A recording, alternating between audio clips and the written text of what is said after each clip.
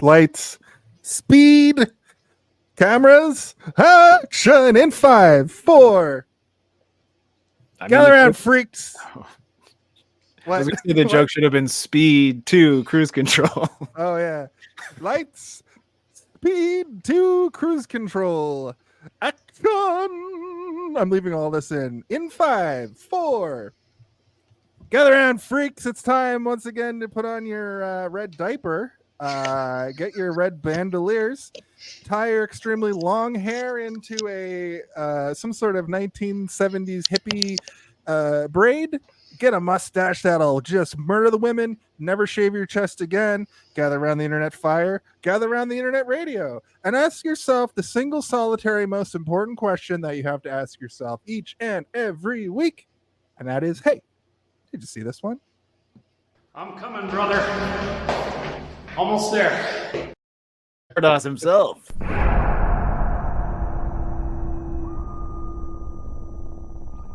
The time has come for you and any other brave enough to venture into the black void of the unknown, to take a closer look at some of those strange films from an era long past. The ones that look like they were made by folks on a serious space trip. Join us as we unearth head-scratching plots, cringe-worthy effects, and ideas so bizarre you'll be wondering what the f*** they were smoking in the writer's room. This month, Hey, Did You See This One? Invites you to grab your tinfoil hats and buckle up for a wild ride through the wonderfully weird worlds of retro sci-fi in Sci-HIGH-ence Fiction.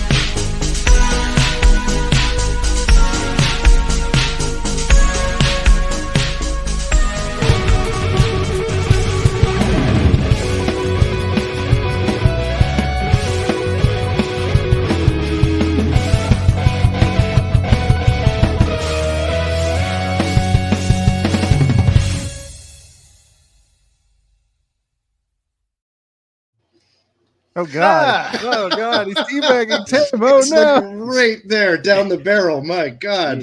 Does it go in or hello. out? Hello, everybody, and welcome to Hey, Did You See This One? The weekly roundtable discussion review reaction podcast where we dive way too deep into a movie that Into really Sean has Connery's ass. yeah, Right we there. dive right up the fucking barrel. Again and on again Sean and again. Connery Excuse me, booty do holes. I know you? Just working right on your nose, and you should be so lucky. This is, of course, episode 153, season 3, episode 3. We are talking about Zardoz because it is the final week of Sci-HIGH-ence Theater, where we have to ask, what the hell were they on when they made this? And it's fun too. First of all, welcome back to the show, Tim. Tim, Thank you very much. welcome back. Welcome back. In a second,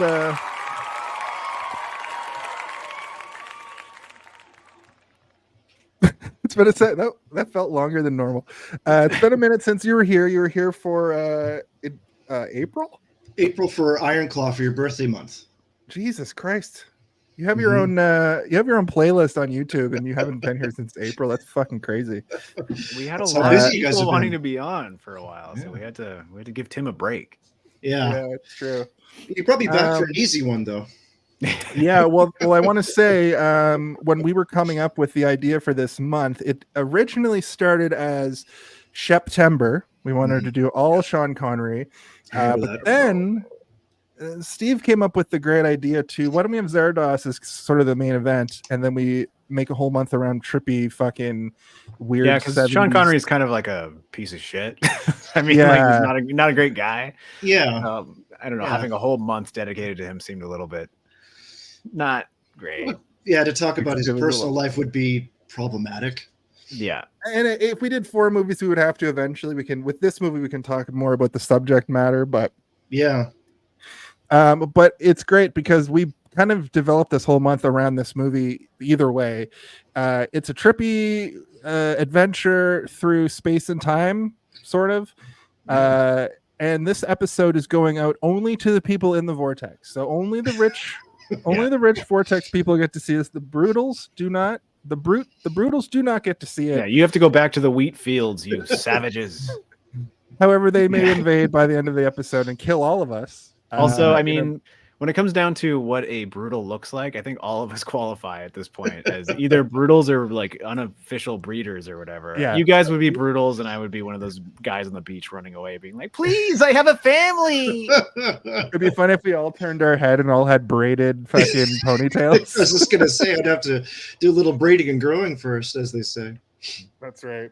Well, thank you for coming back, Tim. That's our show tonight, so we'll see you next week here on Hey, did you see this one? That joke's never gonna get old for me. So you haven't been here in a minute. We have a new segment where the guest actually does a brief synopsis of the film. Okay. I think that you're capable of this since you came up with the movie. But before we get to that, Steve's been in the kitchen cooking up a storm. What do you got for us? Not that I disliked your old one, Jason, because I did like it. It's very funny. It's just a little long. So I decided to make one that's equally as long. And here we go. Zardoz speaks to you. He demands you synopsize this film. Tell him how, why, who, what occurs in this film. So are you going to use that for like all the movies from here on? I think so. I think Zardoz is now going to be a staple of this show. He's going to be a character. I think so. Yeah. Zardoz demands that you plug your personal projects. Well, who am I to turn down Zardoz? Okay, let's take a stab at this. So, Zardoz, the movie, takes place in the 23rd century in a post-apocalyptic Earth where society has been divided between two more or less sets of people: the immortals that dwell in the vortex, or the vortexes, or vortexi, and the brutals that exist outside in the wastelands. And the exterminators are the brutals that hunt down the overpopulations and also tend to the growing of wheat and products to send back to the vortexes to support the immortals. And the immortals live a sustained eternal life while they accumulate and maintain knowledge and continue in a existence that reduces in meaning over time, so they become apathetic and bored and are suffering as a result. And the movie is focused on Sean Connery's character Zed, who finds a way of breaking into one of the vortexes in a secret effort to undermine the authority of the immortals, and discovers deeper plots within.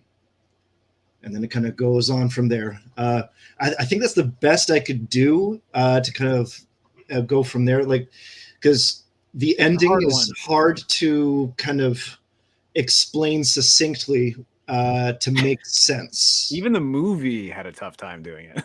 Yeah, because and don't want to get too far into the film because there's a few other little things to discuss. But other than that, it's a whirlwind of metaphysical symbology and philosophical diatribes explained in a very hippie-ish lens, and at times takes risks and is bold, and other times kind of falls flat on its face, but is unique amongst its crowd of 60s and 70s sci-fi romps. I think that's as good as I can get. I think that's pretty accurate. What do you think about that, Sean? Zardoz. He's pleased. Thank you, Master. Perfect. Yeah, thank you. With that, we can pop over to a little bit of a brief history then. A brief history. Yep. You're going to notice a trend that happens on this show now. The guest always goes first. There are going to be some guests where I have to explain things, but since you watch the show pretty much every week, you know all this stuff. Yeah. So you're gonna hit us with your brief history because you've been talking about Zardoz pretty much since I met you. I think Zardoz was the first word I said to you in person. Zardoz, I don't know what you're talking about, man. I just kicked the door in and just shouted it. I growing up with an influence like my father, who was into a wide variety of things, a very eclectic taste in all sorts of media.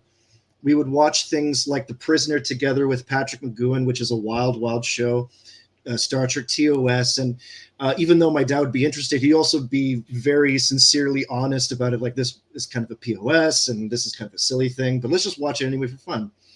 And then one day he just brought up that this thing Zardoz existed. Because we are also a James Bond family, and we were laughing at how goofy those movies are getting. He said, well, that ain't nothing, because when you get into Zardoz territory, that's when you separate the men from the boys. And like after that, I tried to find it. And you ever see a grown man naked, Billy? Yeah. Ever seen a grown man naked? So it became a bit of a quest, and I didn't see it until my early 20s. So the hype was built, and then when I saw it, I wasn't sure what to think of my life spent up to that point. But at least it was a bit of a self-discovery in that sense. I learned who I was after Zardoz.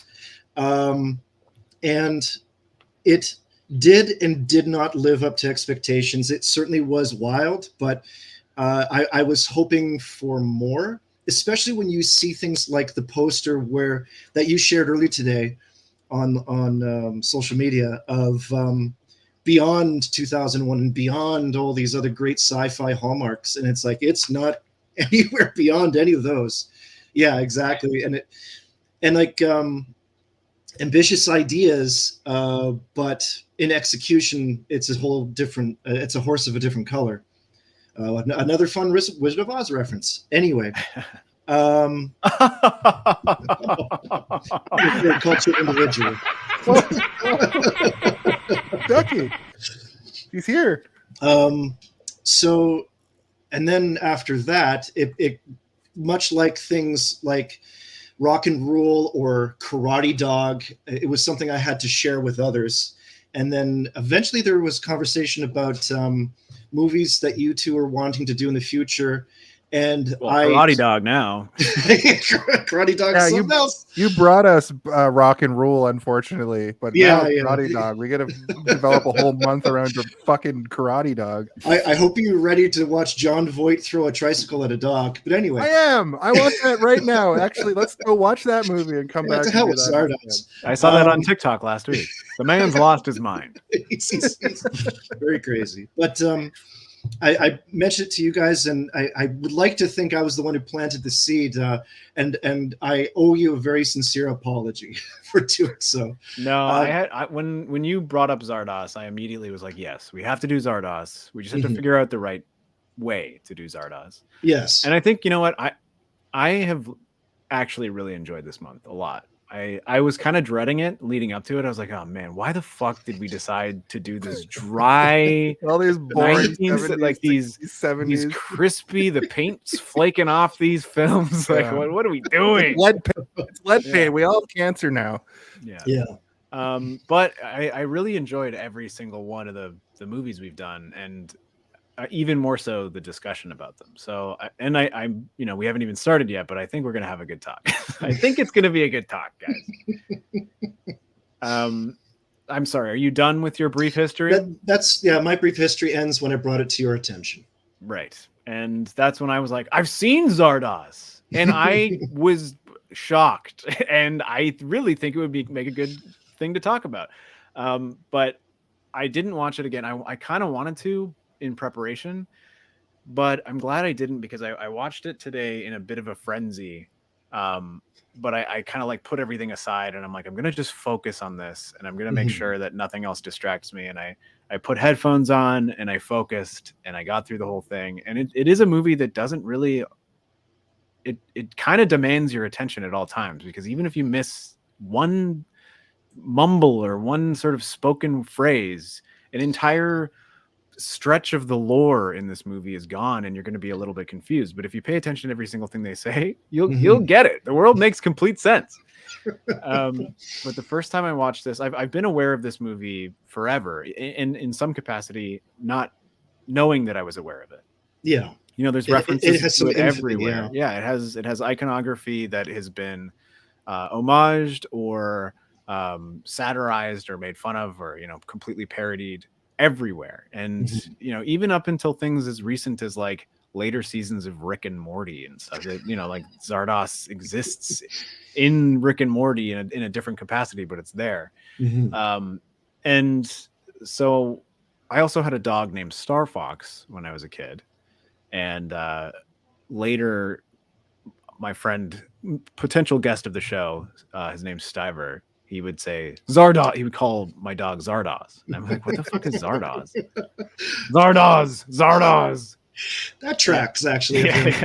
Yeah. And then when I watched Zardoz, I was like, oh yeah, okay, I understand the joke now. And it's much funnier. I just thought that you were pronouncing my dog's name funny.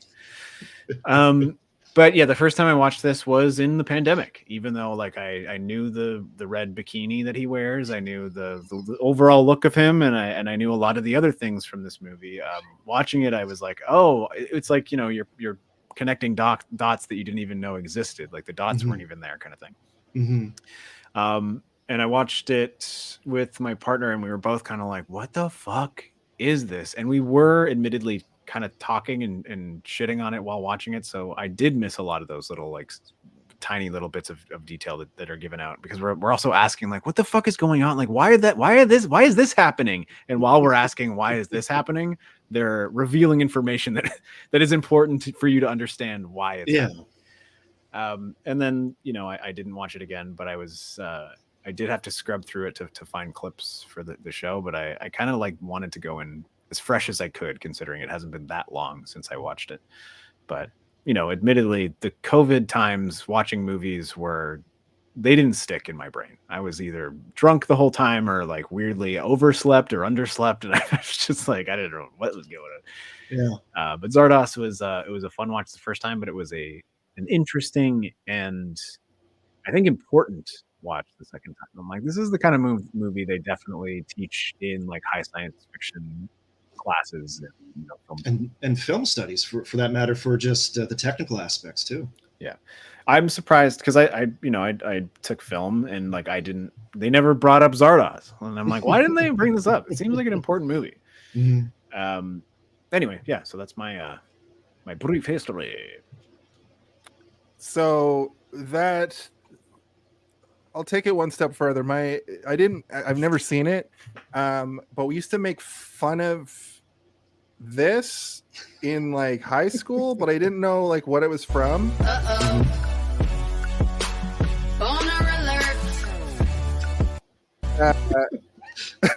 Yeah, that's right. I added that. You're welcome. I mean, that'll be handy later when we talk about the boner lecture that they have. Yeah, the penis is evil. So what makes it go from this to this? Yeah. And also, I was like, that's a pretty big dick. they made that dick big. But what I'll say is I literally just watched it this week. I was captivated by it, and it was sort of bookended by also watching a couple other like weird bad movies. Like I watched Silent Hill Revelation this week, and I watched fucking another very important film to film history, Silent Hill 2 Revelation. I watched Hellraiser Part 5 Inferno. I watched Lethal Weapon 4 all this week, and all essential chapters into those series. Right, the fifth edition of all. Yeah, I think they just inducted Hellraiser 5 Inferno into the Library of Congress. Yeah, it's in the Library of Congress. It's in the Criterion Collection now. Yeah. Oh, I thought it was like holding up the bookshelf and from underneath. Okay. Yeah, that's what I mean.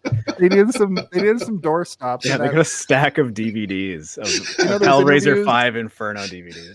You know those interviews where they go to that little Criterion Collection room? You see it on social media. Yeah, they hold the door open with Hellraiser 5. But my point is this was sort of a diamond in the rough of all that, and I was expecting it to be just like another stupid bad movie that I just was cramming into my head just because I want to make up for lost time in a lot of ways. But I was pleasantly surprised, and I do wish it does fall into that category that I talk about sometimes in this show, I had a complete misconception about the movie. I thought it was a goofy, I thought Sean Connery's going to be like chewing up the scenery the whole time. I thought it was going to be more of a Barbarella, but it's closer to the Rollerball movie we did last week, where the themes and the message are actually very serious. It's a very, it plays well in our current day. But there's some fun to be had. I'm going to talk about how I can relate it to a couple of video games like I do. But at the end of the day, it's very like, it very much shines a light on how the elite sort of look at the peasants, if you will. And there's a lot to be discussed through that. So I if all you know about the movie is this,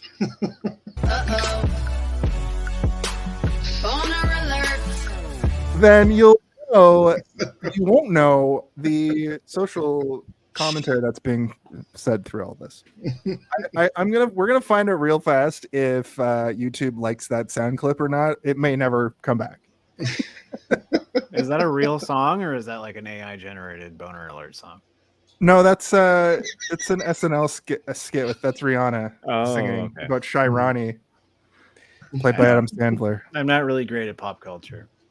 That's why I'm here. That's me. I'm the pop culture video games guy, and you're the shut up, Jason. There's serious things to be discussed guy. That's why it's a great show. All right, Jason, shut up. There's serious things to be discussed. All right. There's one in every comedy duo.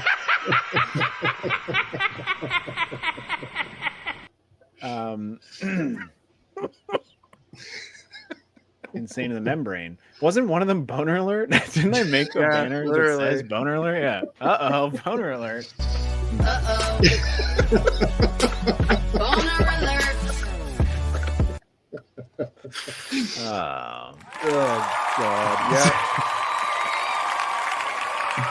And that's going to be our show tonight. We'll see you next week when our guest is The Rock. We'll see you next time. All right, but we have to start talking about Zardoz. Okay, let's do a little bit of director talk because I learned something about this director. All right. Quiet on set. Are we rolling? Okay, let's shoot this piece of shit. Sound. Speed. Action! Do you know what this cocksucker made 2 years before Zardoz? Deliverance. Sorry. Yeah. I'm sorry that I called him cocksucker. Do you know what this dickhead? Listen, Deliverance, I accidentally saw that scene on Showcase as a kid, and I think that might be part of my mind prison with like shocking stuff. I saw that at like 10 or 11 years old, and I didn't know what I was looking at until I did. You know, one of those moments where it's like, what the fuck? And it broke my brain a little bit. And I've never, that's one movie that it's not scary in a horror traditional way.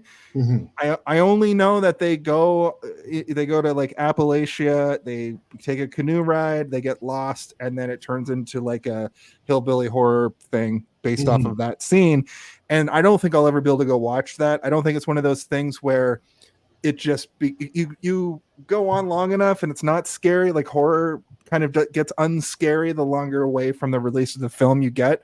I think that a scene like that, no matter when the film was made, is just too fucking much. And I don't think I'll ever be able to watch Deliverance. He's also responsible for kind of like destroying the Exorcist franchise in a huge way. Because, obviously, the first Exorcist is obviously like a masterpiece in a lot of people's minds. I enjoy it quite a bit. It's definitely scary as fuck to me still. I don't know. But The Exorcist 3, I also really enjoy, but people don't. It's fantastic. Yeah, that's the general consensus, right? 1 and 3 are 1 is amazing, 3 is fine, and 2 is just like the point that I'm trying to make is that 2 fucked it up so badly that people still think that 3 is bad, even though 3 is good and it's been out for 40 fucking years. People are like, I never made it past the second one. And 3 like completely ignores 2, which is a very smart move. But the director John Boorman, who is still alive, 91 years old, which is crazy. Like leading up to Deliverance wasn't like too many things outside of, I think 1968 he made a war movie, and he did have some level of personal insertion into that because he was a part of the British Army during the Korean War, and he does have a lot of because he was accused of influencing soldiers of mutinizing and leaving the army. So he has some anti-war opinions. He's a hero, is what you're saying. Yeah. No, I wouldn't throw that word around. There's other words that he decides to throw around in Zardoz, that's for sure. But so like he was kind of slowly building up his reputation after his time in journalism into directing for things for the BBC, and I think it was Lee Marvin, the old cowboy actor, that got him a bit of an in Hollywood, and then did Deliverance, and that was an unexpected hit at the time, and so it offered him a lot of clout after doing that, and like Deliverance is like it is one of those movies that is kind of worth, in this day and age especially, a bit of a heads up kind of thing for people who know nothing about it.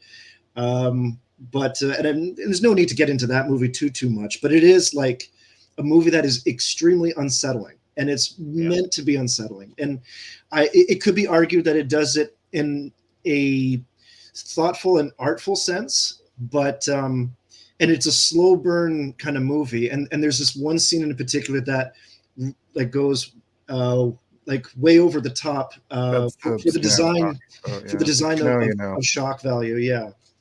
And in that movie, there is also a bit of a sociological examination of people from the city going into more or less the wild and being disconnected from society and being left vulnerable as a result, and the kind of people they end up becoming and the things they get exposed to as a result.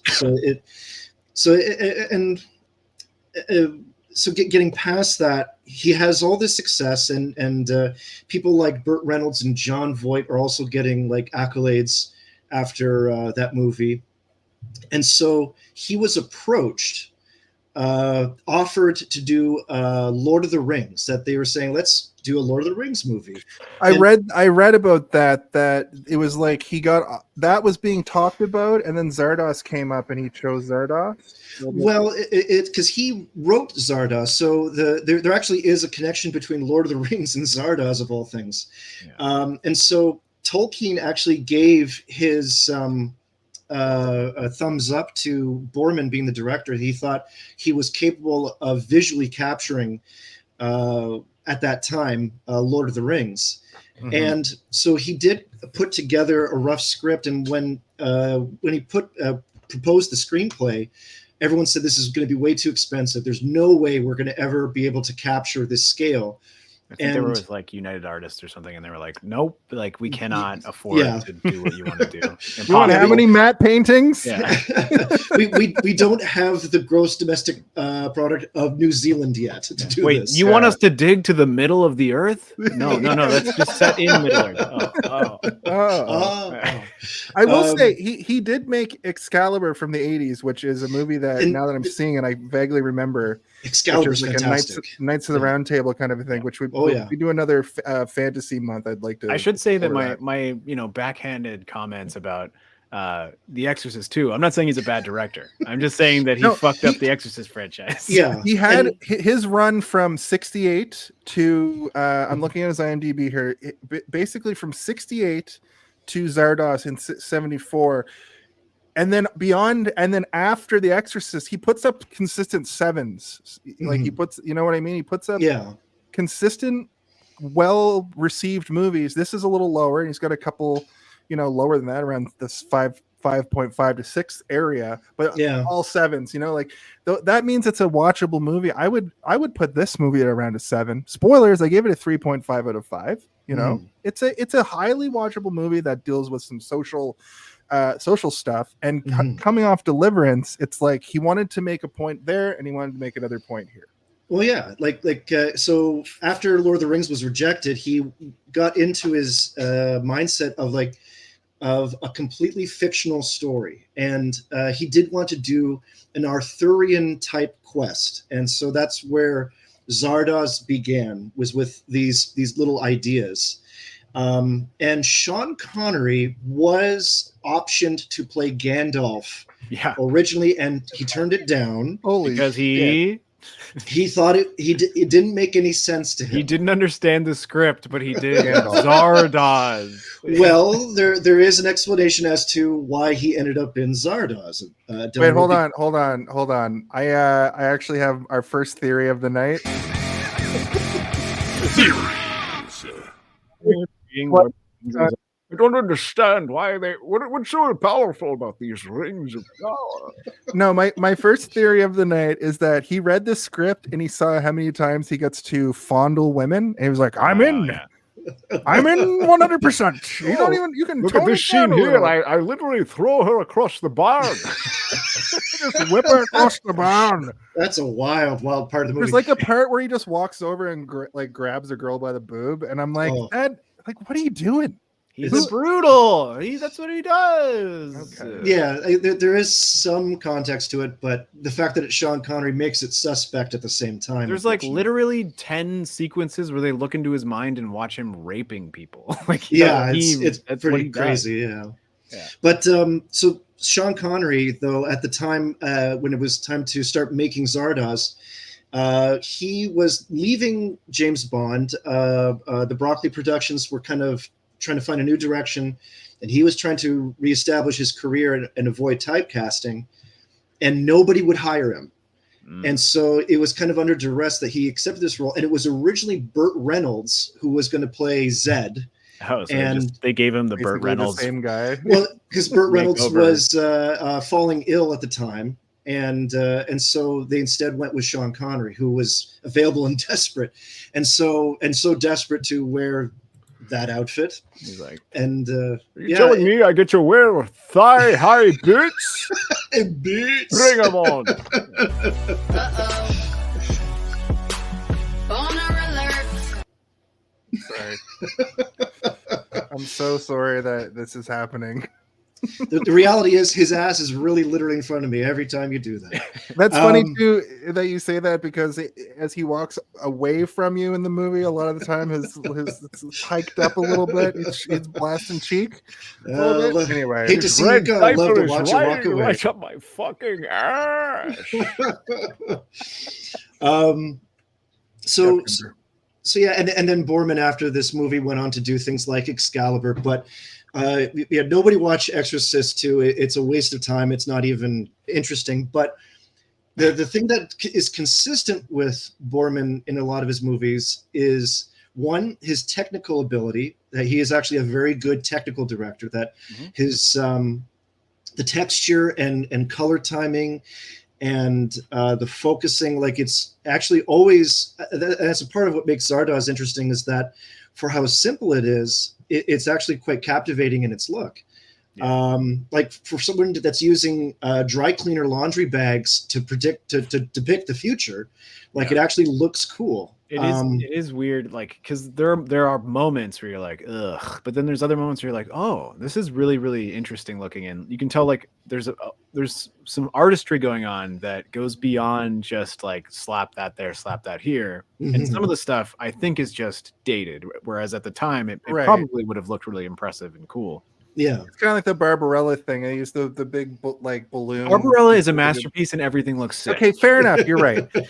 There were two things that came to mind while I was watching this movie as far as direction goes, and it was Ari Aster clearly took some inspiration from like those like quiet, long moments. A lot of directors probably actually took inspiration, but also like Black Mirror. This kind of felt like a Black Mirror-y kind of a premise a little bit.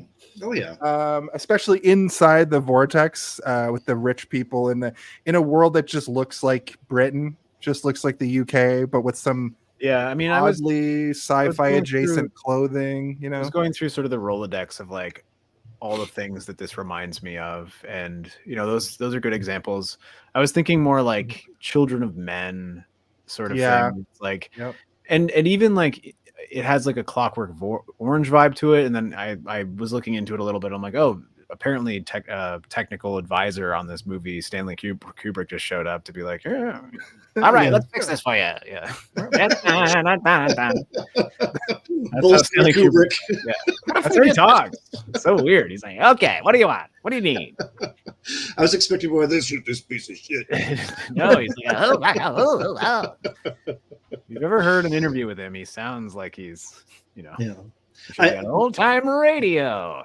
But no, down the road, you guys should do Excalibur. It's another wild Boorman film for sure, but it's where you see a lot of, at least in a technical aspect, a lot of his stuff that he's developing here comes to fruition there. But and done all sorts of stuff, but by far, Zardoz is one of those hallmarks. But he actually has a funny little quote when it came time for this movie in the late, it was early 2000s when they did like the remastering of it for Blu-ray.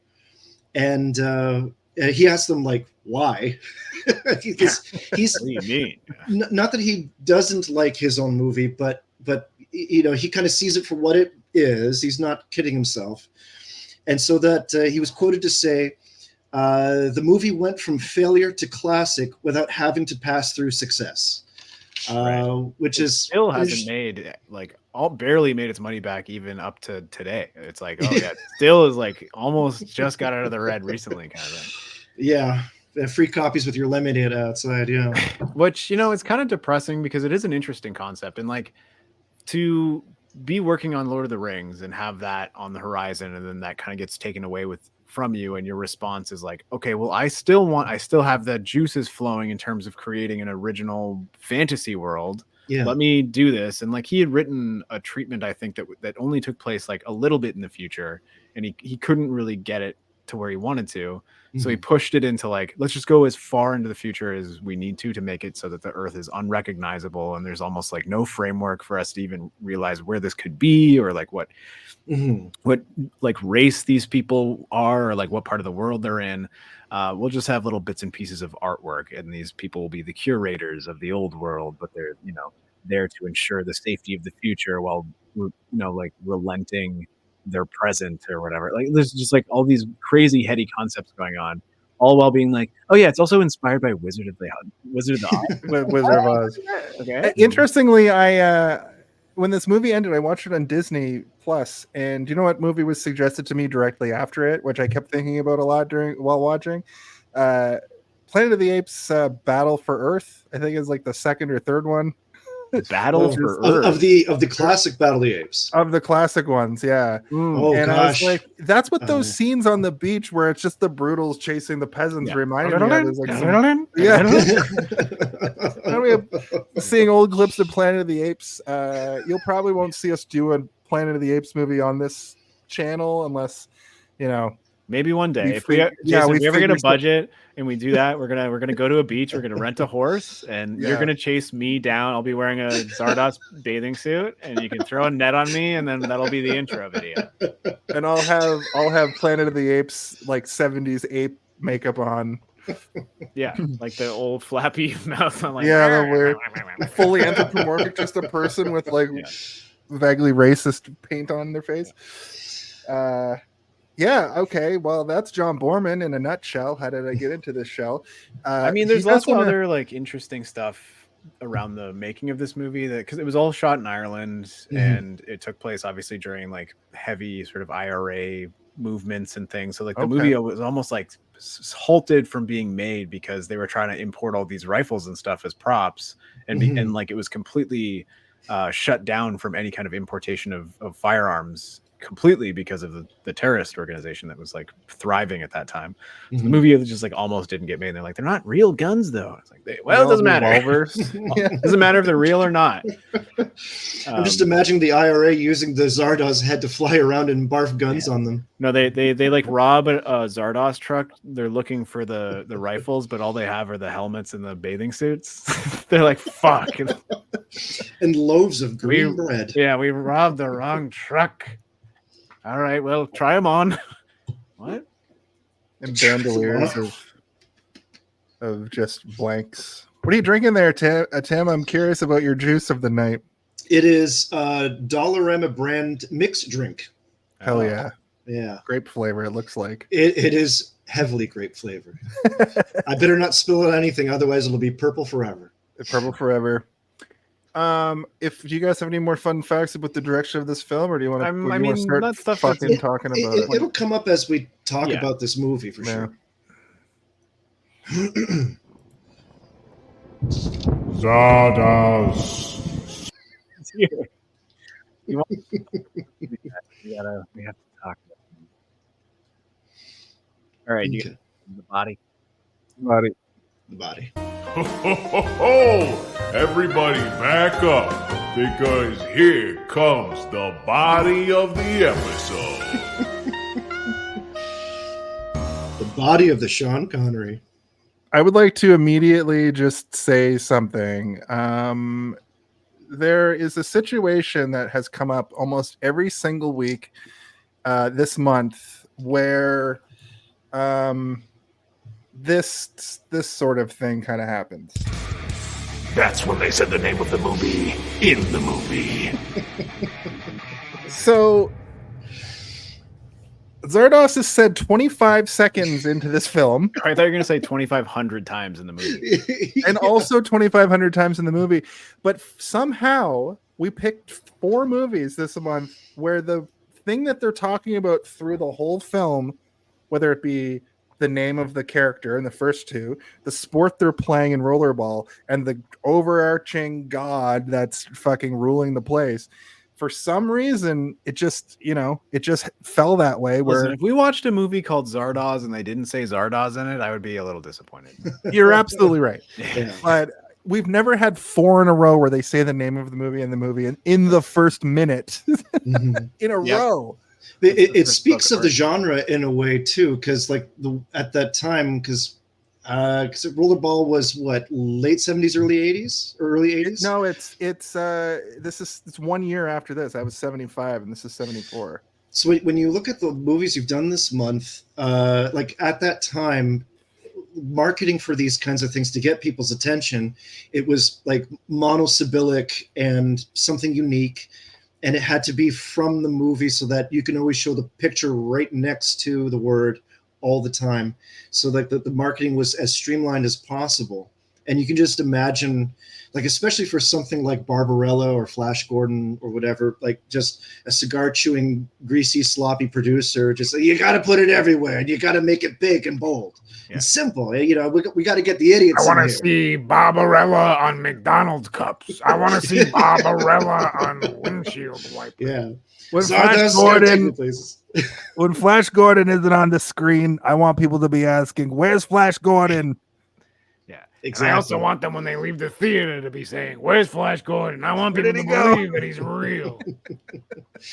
and real then football player.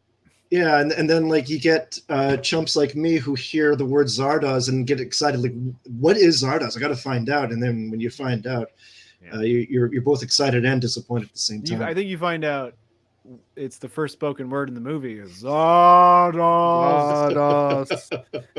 Let me set the stage for us. Please. Okay. A floating head introduces the world of Zardoz. The deity proclaims, "The gun is good, the penis is evil," establishing a bizarre dystopian society. And my first note was because the penis shoots seeds and the gun shoots death. That's what he's like. He's like, you know, he's also basically saying they're the same fucking thing. Guns are true, penises. and people, guns are penises, and people cause death. So there's it's very cyclical. My first note was set in the deep future, so these events haven't occurred, but they may. Narrator is the puppet master. Reminds me of the Beyonder a little bit from Marvel. Did you guys like the way he was floating at us, being like, "Hello there, my name is Arthur Poopy Poop, and I am Zardoz." Little sharpied on goatee for some reason. He can't grow in the future in this world. These fucking Eternals, basically, the concept is they're all fucking twinks, hairless twinks, so they can't grow facial hair. And they haven't like breeded enough to breed facial hair back into their group. And then along comes Sean Connery. And he's like, "I'm the hairiest man who ever lived in the wasteland." Your hair, I'm more hair than man. Look at my braided locks. My dad had a You friend should see what's beneath this diaper, this red diaper. covering pubes up. My dad had a friend when I was a kid who kind of looked like kind of looked like Willie Nelson, but he had I've always imagined Willie Nelson to be an old gray man, but he looked like if Willie Nelson was young. And as soon as I saw this ponytail, this braided ponytail, I was reminded that when I was a kid, my dad had all stoner long hair friends, and they all had this same fucking look. They all had this. My dad, brutals, yeah. My dad had like a mullet that was so long he could braid it, and with the same mustache when I was 9 years old. It was a look. There was a bit of an extrapolation in that look. I find that the exterminators that wore that red bikini outfit and that look that they had. He also wore that red bikini. Did I forget to mention that? Or? I was gonna say, did all your dad's friends show up wearing red bikinis and like, "Hey, Jason, with the fucking nightmare mascot? What's up? You want to go and be brutal?" Boner alert. Yeah. Uh-oh. Boner alert. But the look of the Eternals and of the Exterminators, they're almost extrapolations of 1960s, 1970s culture of Hell's Angels, bikers, and hippies, free love and free speech and stuff like that at the time. Right. I couldn't It's almost help like that's evolved into the future. Time that I'm watching this, it's 74, so AIDS hasn't come out yet, or is it? They're waiting longer to release AIDS. It's going to be a big hit. But my point is that I bet Sean Connery was running train on this set. he's such a Jason, piece of just 'cause you shit. want to fuck Sean Connery doesn't mean everybody on the set wanted to fuck Sean Connery. That's what I meant, I think. Yeah. Excuse me, miss. May I grab you by the teat, please? No, Mr. Connery. Boner alert. The worst news program ever. That's just it. Yeah. But I mean, so like that opening sequence it's pretty powerful, as like weird as it is, and like, you know, there's like this innate sort of juvenile reaction I have to a giant stone head saying the penis is evil. I'm like, yeah, true, the penis is evil. Tell me more, giant head. Zardoz, I need more information. But like, it's immediately setting sort of expectations right after the floating head basically tells us, like, I've been manipulating everything, and it's now time for you to understand the story of Zardoz. See you later. He disappears. When I was like, rewatching that's cool. it, when I was rewatching it, I was kind of imagining if some hack director or producer was trying to remake this now, and how they would, you know, not do that kind of intro. They wouldn't have the floating head of Arthur Freyd explaining that he is Zardoz, that this is a sham. It's kind of wild that, like, you look back and think that was just kind of from the outset of this. They're just going to do this way. This is fake. It's pretty cool, though. Like, yeah, whereas like if a modern movie did it, they would be hiding it until the very end. Yeah, how they're basically telling you the twist before the twist, and then he's also, you know, he's making the allegory with Wizard of Oz right out of the gate as well, and then he's also like kind of giving you the middle finger. Just being like, oh, you guys are also just a bunch of actors in a play that's been created by your stupid God that you believe in. So see you later. I'm God, and God doesn't exist because God is just basically me. And then he leaves. And then we get the intro of the head, and then at the end of that sequence, Sean Connery literally turns to the camera and shoots us, being like, yeah, fuck you. Yeah. Which is like, you know, I'm kind of digging the attitude this movie has towards the audience at that point, because it's kind of getting me on board with like, what is this? What is all this? What's going on here? I need to know more. Yeah. And I think that's kind of the superpower of this movie, is that like, the more I learn, the more I want to know.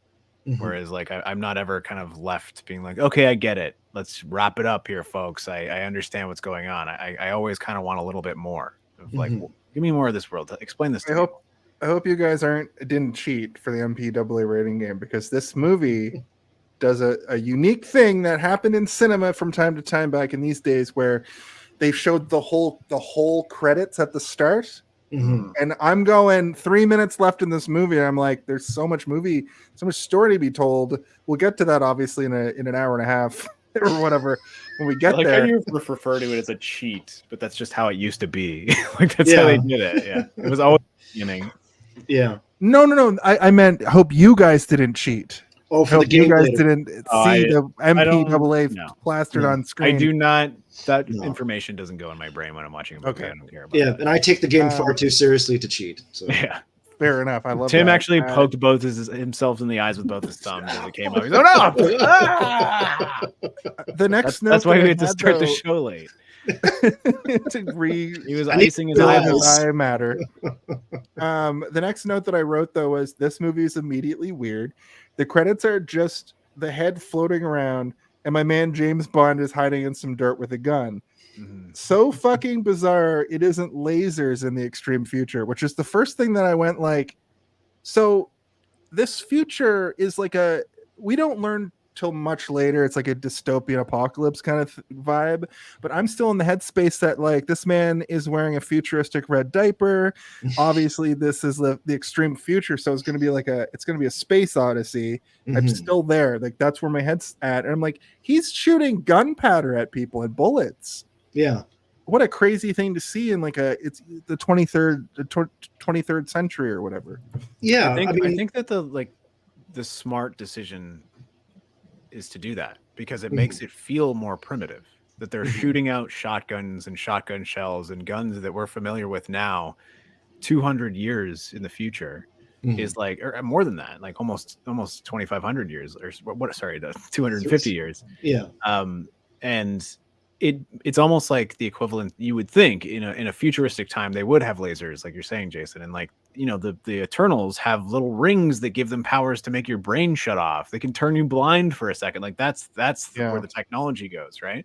So the guns, the shotguns and stuff are like the equivalency of clubs, like being thrown out. Like, here's a club, go fight a psychic who can stop you from being able to use your index fingers to shoot those guns. It's like, the more you learn about the world, the more these things make sense.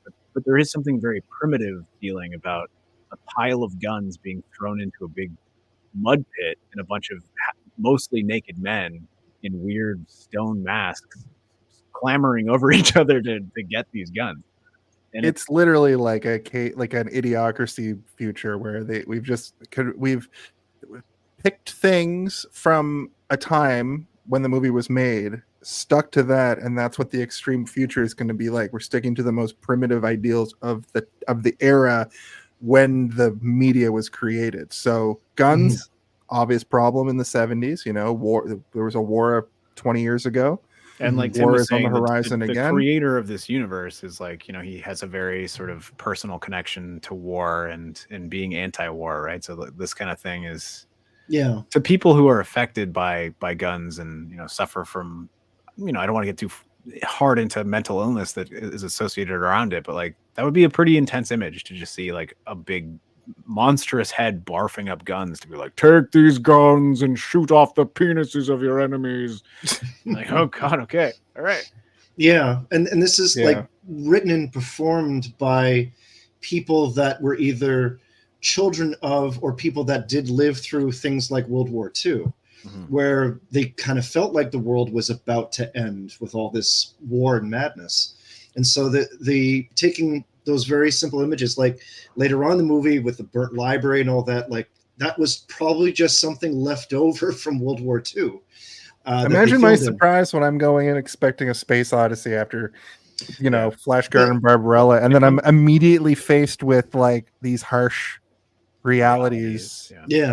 Was, as Boorman said, that for a sci-fi movie, this is not an exploration of outer space, but inner space. Was what he offered into that as far as Zardoz went. I think like another thing he said was like, I wanted to tell something that was a good story, or like at least made people think. And he's like, the difference between a space adventure or science fiction adventure and a science fiction story is that a science fiction adventure is basically King Arthur but in space clothes, whereas a science fiction story is something that you have to really think hard about to it's supposed to make you feel scared. The future is a scary thing. You're supposed to be scared of it. Think about something like Krull, where Krull was just kind of like, it's got this weird, or a movie that he made a couple years later, Excalibur. I think he loves his fantasy as well. I mean, I don't think that like, he's not one of those directors like, I'm only going to make things that's going to make you think.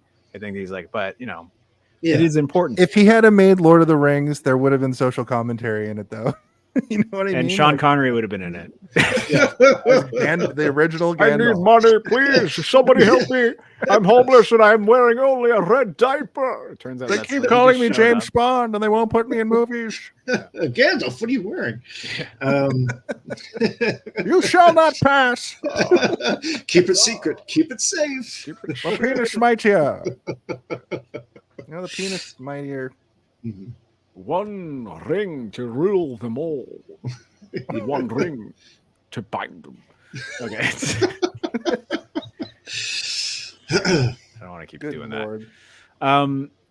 Anyway, we're not even past the opening, but like we do, like, we get a lot from just so little, right? But again, he then wakes up inside the big dirt mound inside. Yeah. And I had already kind of like purged a lot of this movie from my mind, so I was kind of like, what is the dirt and how did he get in here? And that's the mystery, right? Throughout the movie is that they're trying to get him to be like, show us your mind, show us more of the information that you're supposed to do. And he's like, no, I can't remember, I don't remember anything. The truth.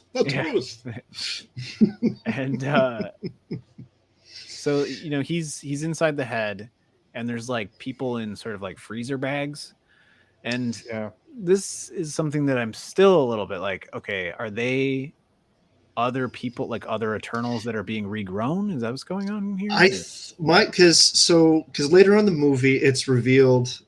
And that's one thing that's going to be kind of difficult talking about this movie is I think it you might know be a what, little bit of just to back make and it- forth. Just to make it more simple for everybody listening, Yeah. like in this movie, the Eternals, they're called Eternals because when they die, they are regrown in a bag in a thing called the Tabernacle, and they Yeah. grow back again. So you can't die. You're basically immortal.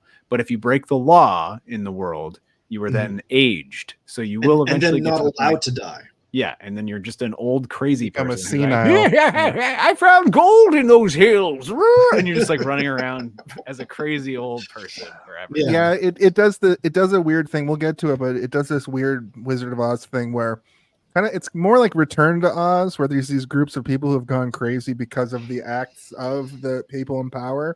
Yeah. The seniles and the apathetics reminded me of like parts in Return to Oz where they go and these people have been ravaged. This movie, They're called the Mhm. renegades. They're not called the seniles.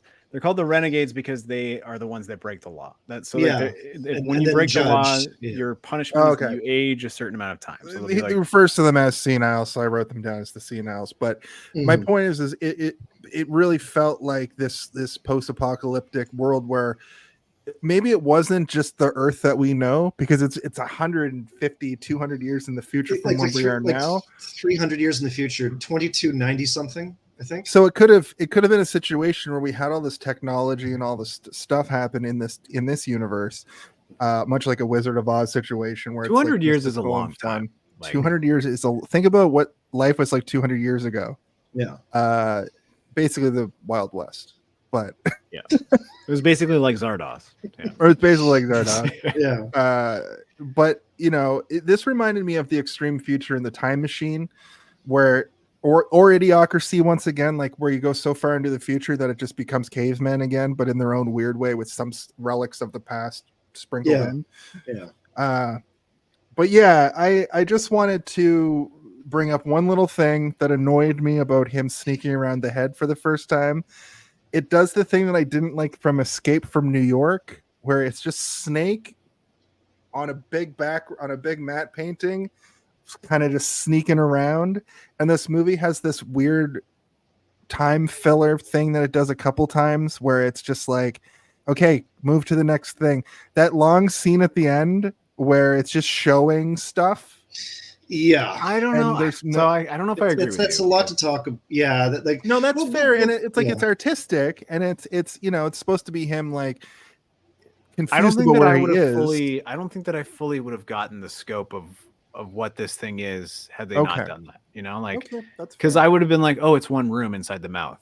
But I think it's supposed to be massive. Like it's supposed to be like a palace that he's inside of, and I get that Yeah. from that exploratory moment where I'm like, oh, it's like a giant castle that he's inside of that floats around. And we, for us, the audience, to watch it, that we can't make sense of this, that this is made of something we don't understand and operated by a means that we can't comprehend. Yeah. And as far as the bodies hanging around, because later, and once again, it's kind of difficult to talk about this movie in a linear sense because there's things that make sense later on. That's those those bodies, I believe, are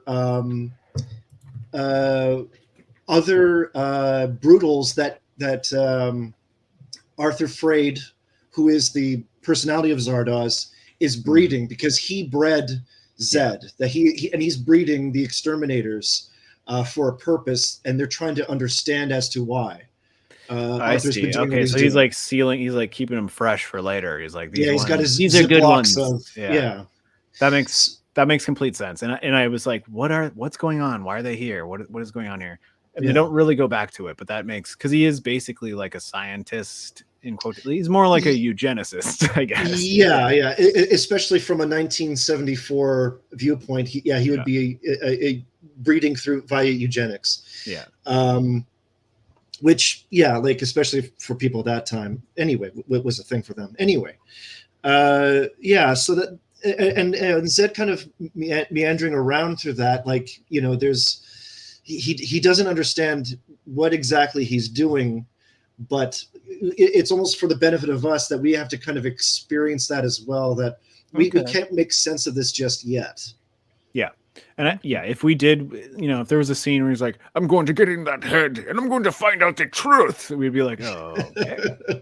What? I have a fun fact. The Stonehead was a practical effect constructed at Pinewood Studios in England, which is somewhere where many iconic sci-fi movies were filmed. Star Wars. Star Wars. Jurors. This has a sort of brutalist architecture feel that Star Wars has for the plant, like when they're in the brutalist, the exterminator area, and inside this head, it feels very, remember we were talking about like Flash Gordon and Barbarella, how they're like big and colorful and magical, and then you look at Star Wars and it's very like George Lucas had a vision for how sterile he wanted in the interiors of ships to be. Mm. And then you go down to planet level and it's very like, Dirty. cool and dirty. And look at Hoth, look at Tatooine, look at the Ewok planet. Endor, the moon, the forest moon of Endor. I forgot for a second. Listen, Why would a planet? I'm impressed that you Wookiee- knew too. Okay. Why would a Wookiee live on a planet full of tiny Ewoks? It doesn't make sense. You must He have quit. doesn't. He doesn't live there. It's not. No, I know that's He just it's fought for it's from freedom. South That's all. Park. I know what it's from, Yeah. and I've been mad about it ever since I heard it. So I agree. Yeah, no, I think that's a pretty adept sort of like analysis of the visual style, but like it's also very unique. Like it's a thing that they did in this movie, and if you ever did it again, you would immediately be compared to Zardoz. You cannot do that again without drawing the comparison to Zardoz, and I think that's why you never see a floating statue head anymore in your sci-fi, because it's just Zardoz now. No more. But it is cool. Like I think it's cool. Like I think it's actually really cool. Like it's frightening and weird, and like I can't imagine being a person who only understands violence and like forcing people to farm, and every once in a while when the harvest needs to be collected, a giant stone head appears from the clouds being like, bring me your wheat. Like, oh fuck. It's scary, man. There's actually a few comparisons that I was making in my brain while watching this again to Conan the Barbarian in the comic books, and specifically with like how the Eternals, they actually have the kind of pharaoh headdress sometimes, and including at the beginning with Arthur Frade, where he had that, and especially with the design of the facial hair drawn onto him, that it's almost ancient Egyptian in a sense. Mm-hmm. Whereas the face of Zardoz on the stone head, on that head, it's like non-classical. It's like non-Hellenistic looking. It's very savage. And I was thinking about if that was more or less intentional to match, not just with the setting of the world, but like how they were making the world to be, that they were maintaining a aggressive, violent, angry world. Yeah. No matter what voice comes out of that head, it's going to sound scary because its face is so angry and twisted, right? Yeah. The face itself reminds me almost of like a Shakespearean era sort of like statue that you would see carved into it reminded me of theater the statues from that art room when they're when there's all those famous paintings, but very twisted. Like those are always very neutral faced, right? Like because all the statues and stuff look like they're from ancient Greece or ancient Rome or whatever. Yeah, very expressionless. You see them really good on my screen here too, as well as Tim's. But yeah, they're fucking. That's 3 different faces, right? Mm-hmm. Well, the one that I put on your head is like a one that someone made, and like I just wanted 2 from 2 different angles, so it looked like we were kind of like having a conversation instead of just using the same one. I wanted 2 different ones with your voices echoing inside. Being like, Jason, hey, did you see this one? Welcome back to the show this week. The Gather around, freaks. So. Man, what was I gonna say? It was something about the look of the heads. It was. Oh, I mean, yeah. It was kind of like you can't compare, or you can't have a floating head anymore. But you will see it still, and in terms of like all of the science fiction that I've consumed my entire life, you do still see influences from Zardoz. And like one that I would bring up that is kind of like a really dumb movie, but like I really enjoy is the Chronicles of Riddick, the second Riddick movie of like the Pitch Black trilogy or whatever. Yeah. And like there are these guys called like the Necrocons or something. I can't remember what they're exactly called, but all of their ships are designed to look like these sort of ancient Babylonian statues that are like overbearing and frightening and gothic or whatever. But like it's very much like a Zardoz thing, where the way they get away with it is they're like, there's going to be a ton of them and they're going to be big spikes that stick in the ground. And no one's going to think Zardoz. And if it was just one floating head, you'd be like Zardoz. But if it's a ton, no, that's not Zardoz. That's the Chronicles of Riddick. Yeah, and like I was also like thinking about things like Stargate, whatever, with like floating pyramids, and like this has kind of a floating pyramid element to it in a sense, or at least That's somewhat a good shaped. point, actually. Now that I'm thinking about it, it does kind of remind me of like almost a pyramid, kind of a iconography wise, symbology wise. Well, it has the sort of Sphinx look to it, right? Like with the hair. Yeah. I think it's very deliberately meant to look like one of the Egyptian headdresses that you see. Because I mean, what's his face when he shows up? Like, hello, how's it going? Like he's wearing basically like an Egyptian headdress.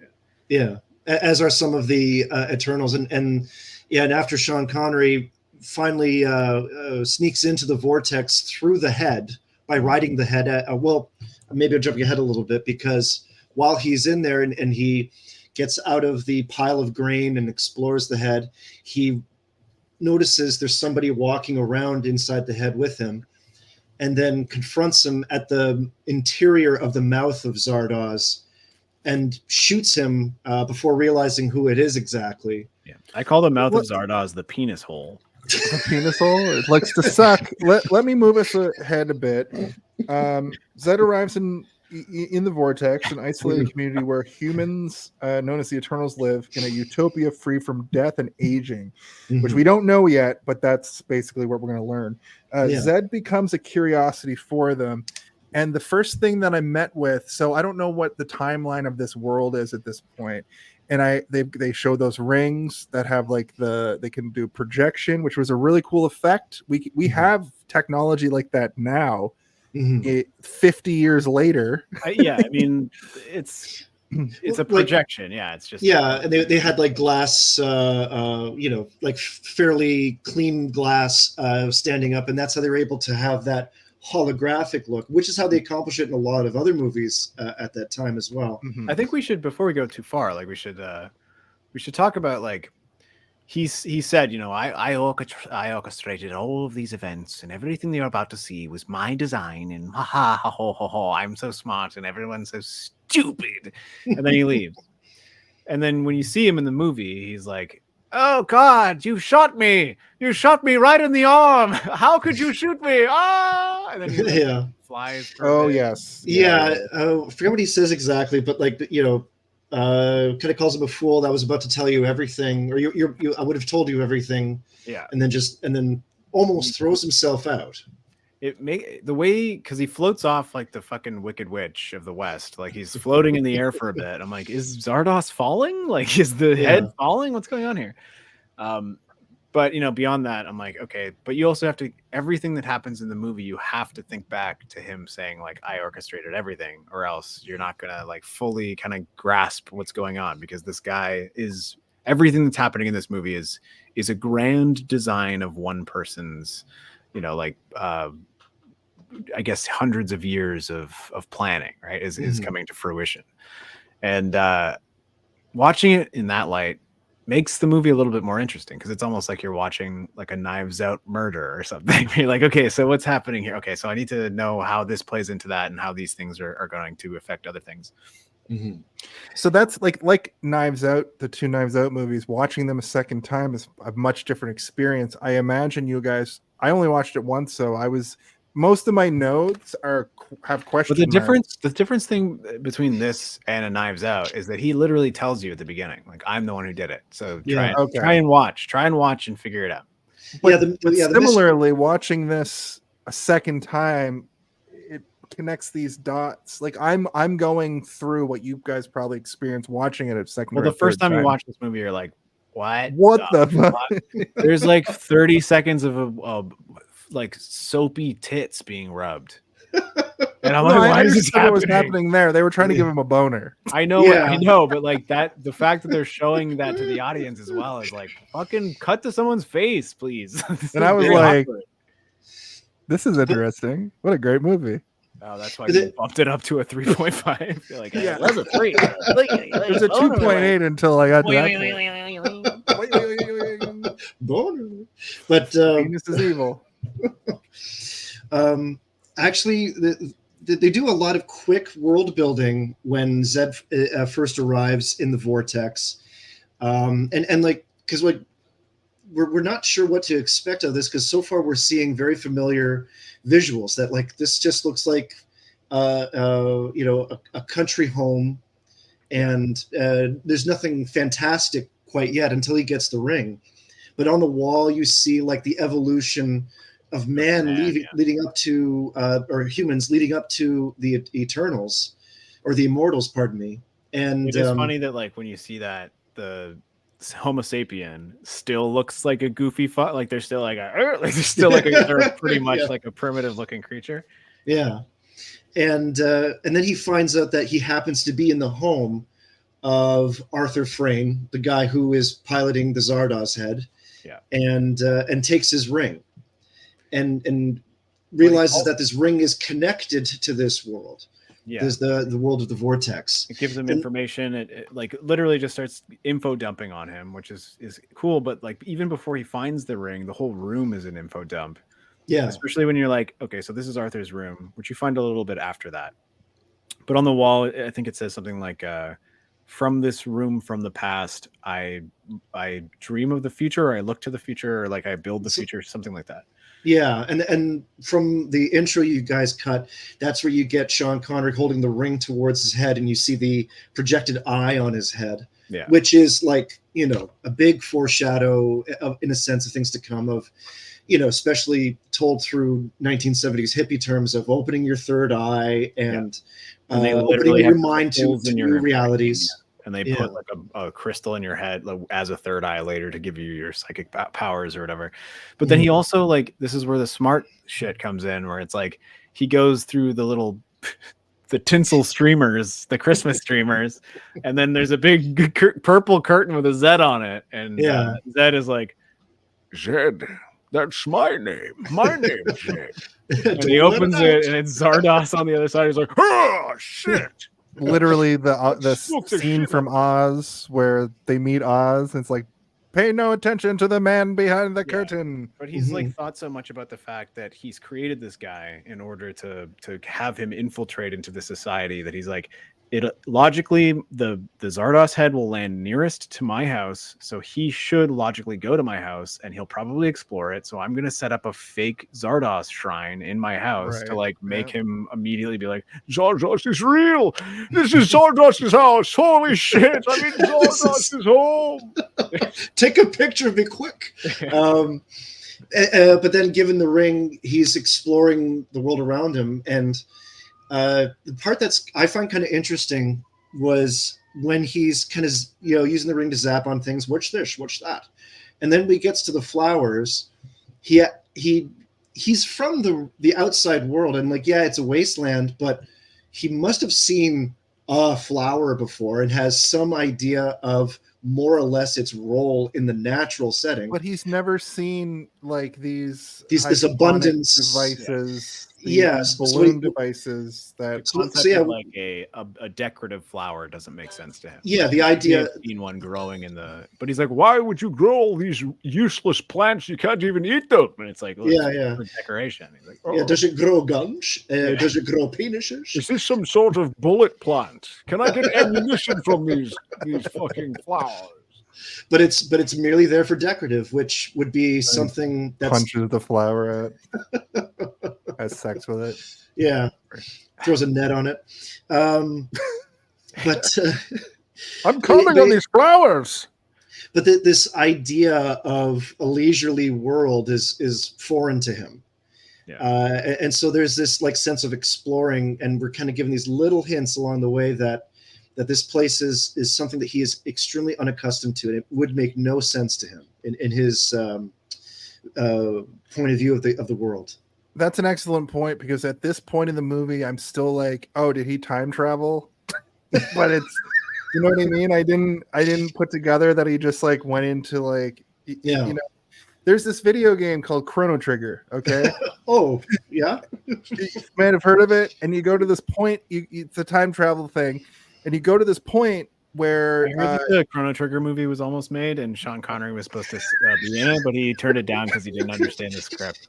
He was going to be Zardoz too. I don't understand There's this gonna be Merle. Chrono Trigger. What is it? No, but this movie reminds me of a segment of that game so much, because there's this floating island called Zeal, okay, where they're all like the turbo elite, and you can travel back down to Earth, where it's the Ice Age, and all of the peasants live down there, and they're living basically a very similar. They all live in one cave because there's so few people in existence, and you can travel up to Zeal through like a teleporter or a vortex. And when you get up there, they're all weird, and they're all like, they're the turbo elite, and they're all decadent. They love decadent things. They dress. They don't age. When they die, they come back in a little paper bag they punch out of. But it felt very like now I'm recognizing that back in 1993 when that game came out, that was actually an allegory for the same kinds of things that this movie's talking about. Yeah. And I wonder if the creators of Chrono Trigger were like, what if we have a Zardoz part?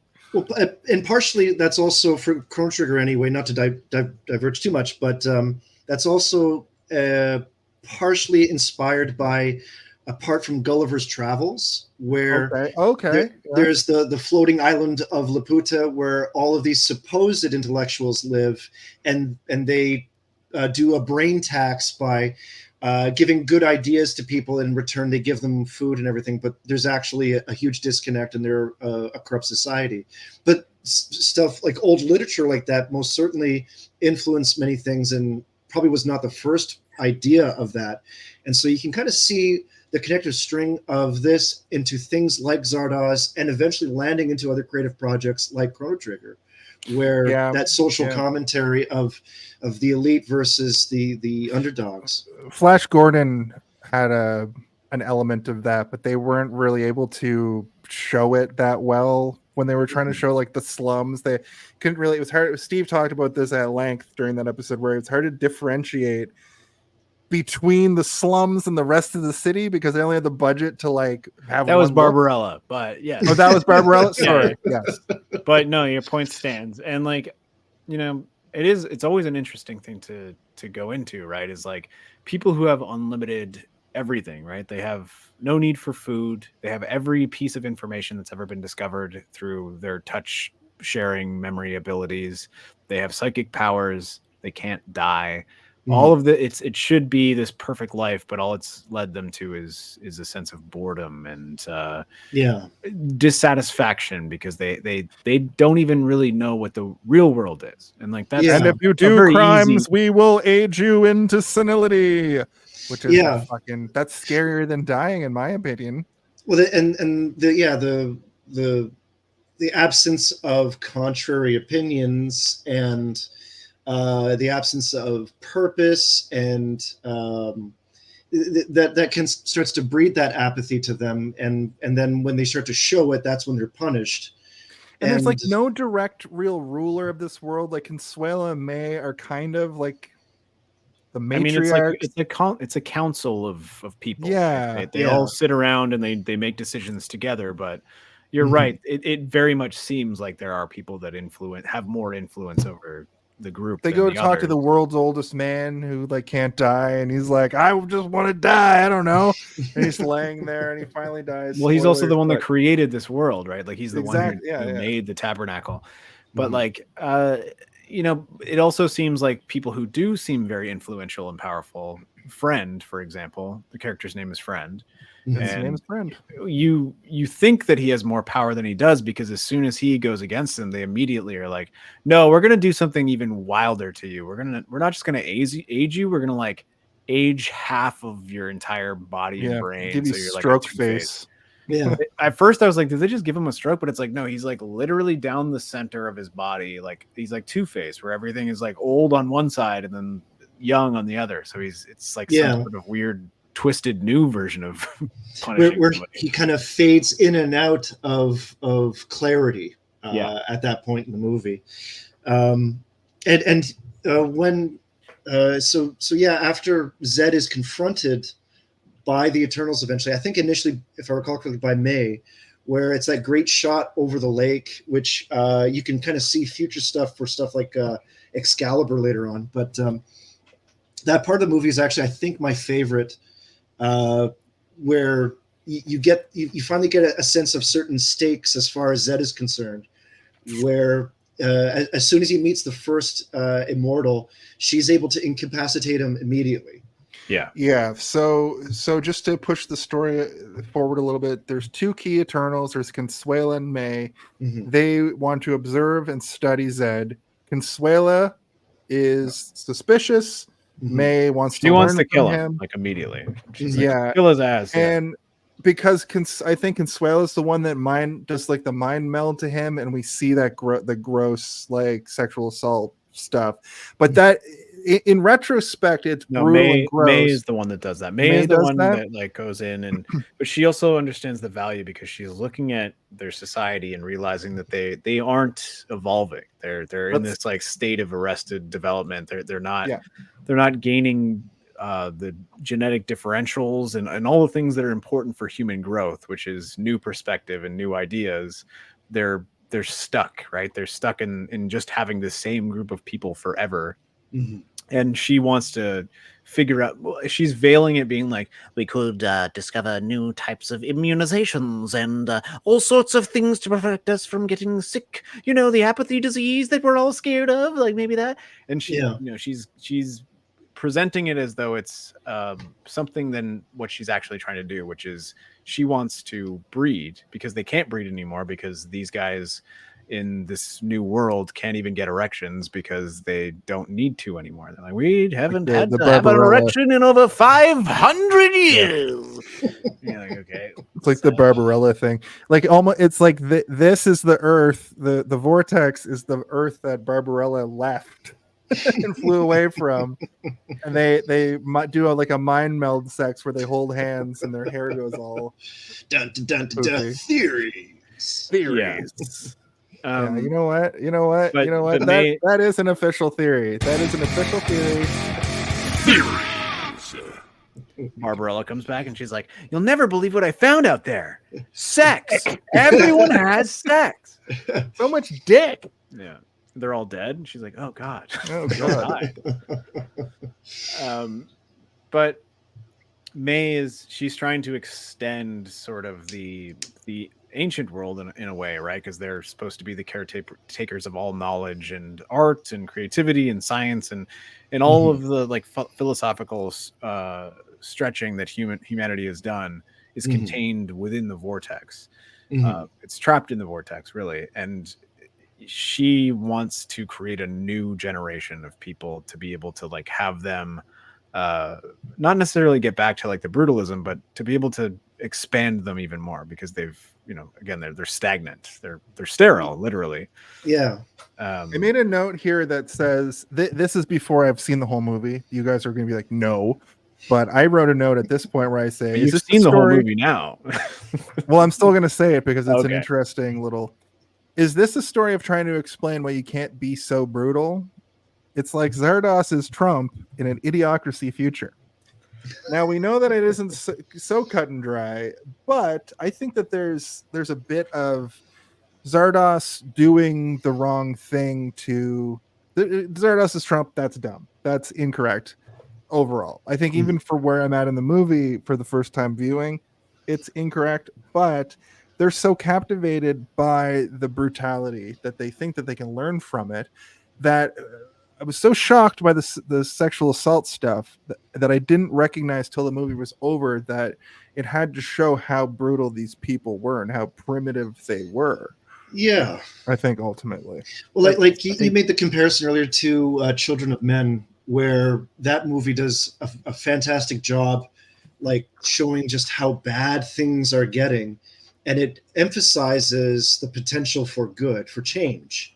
That like there's a motivation and need for change because of this, and there's actually like a lot of extremes thrown around in Zardoz, where there's the extremes of the outside of the vortex and the outlands, and the world of the brutals, where it is nothing but violence and rape and murder. And then the extreme of within the vortex is that it's nothing. There's nothing happening. There's no progress. There's no growth. There's no expanding actual knowledge. It's accumulating facts and maintaining them, but it's not developing new ideas. And so it's these two huge extremes, and neither are working. Yeah. Yep.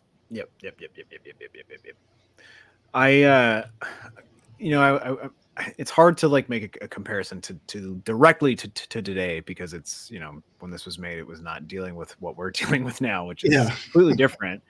50 years ago. Yeah.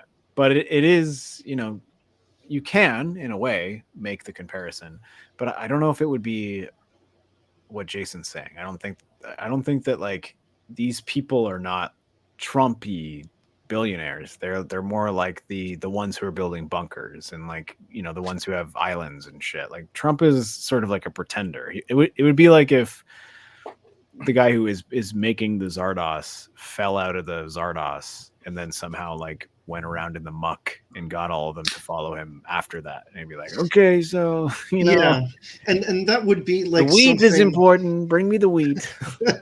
I really like that, Steve, actually. Sorry to cut you off, Tim, but I really like that my jump to conclusion actually opens up the conversation for they're the prepper weirdos. Trump is a pretender. He's a very fake, he's not even like, he's a fake billionaire. He's always been a fake billionaire. He's been unsuccessful at being rich for his whole career. But these are like the Mark Zuckerbergs and the celebrities who have the money, like, hold on to the money, and just want to live lavish lives and party.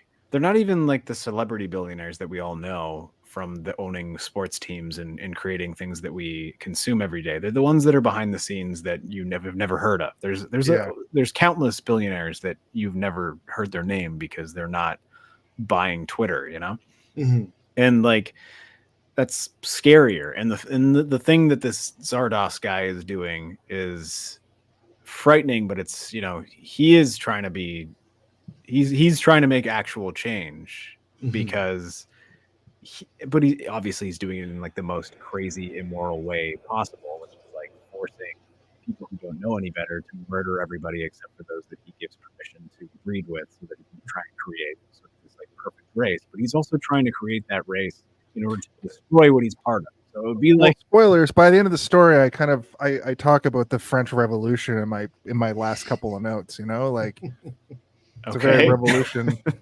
very revolution that he's trying to do. He's trying to end everything that he's a part of. He's like a weird magician man who is like, I'm going to pull a trick on all of humanity that's outside of the vortex, but I'm also going to pull a trick on the people that are inside the vortex as well. And the trick is everybody in there is going to die. And these people are going to either figure out our technology and make Earth like better again, or they're just going to die. Like they're going to be too stupid to understand it. Yeah. And he doesn't really care what outcome happens. He just wants to do it because he's bored and tired, and he's like, I need to do something new. They even call him like at the beginning, he's an artist. He's just having fun out there. He's being creative. He's doing what he needs to. Do they watch the Brutals like their television? Yes, they literally even say it at one point, which is kind of like a rollerball kind of a thing.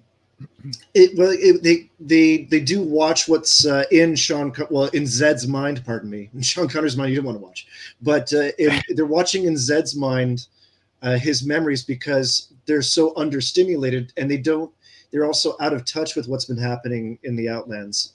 And Consuela doesn't want to watch it because she doesn't want to corrupt their balance. But from a scientific standpoint, she argues that it's important to do this so that we understand what's been happening all this time.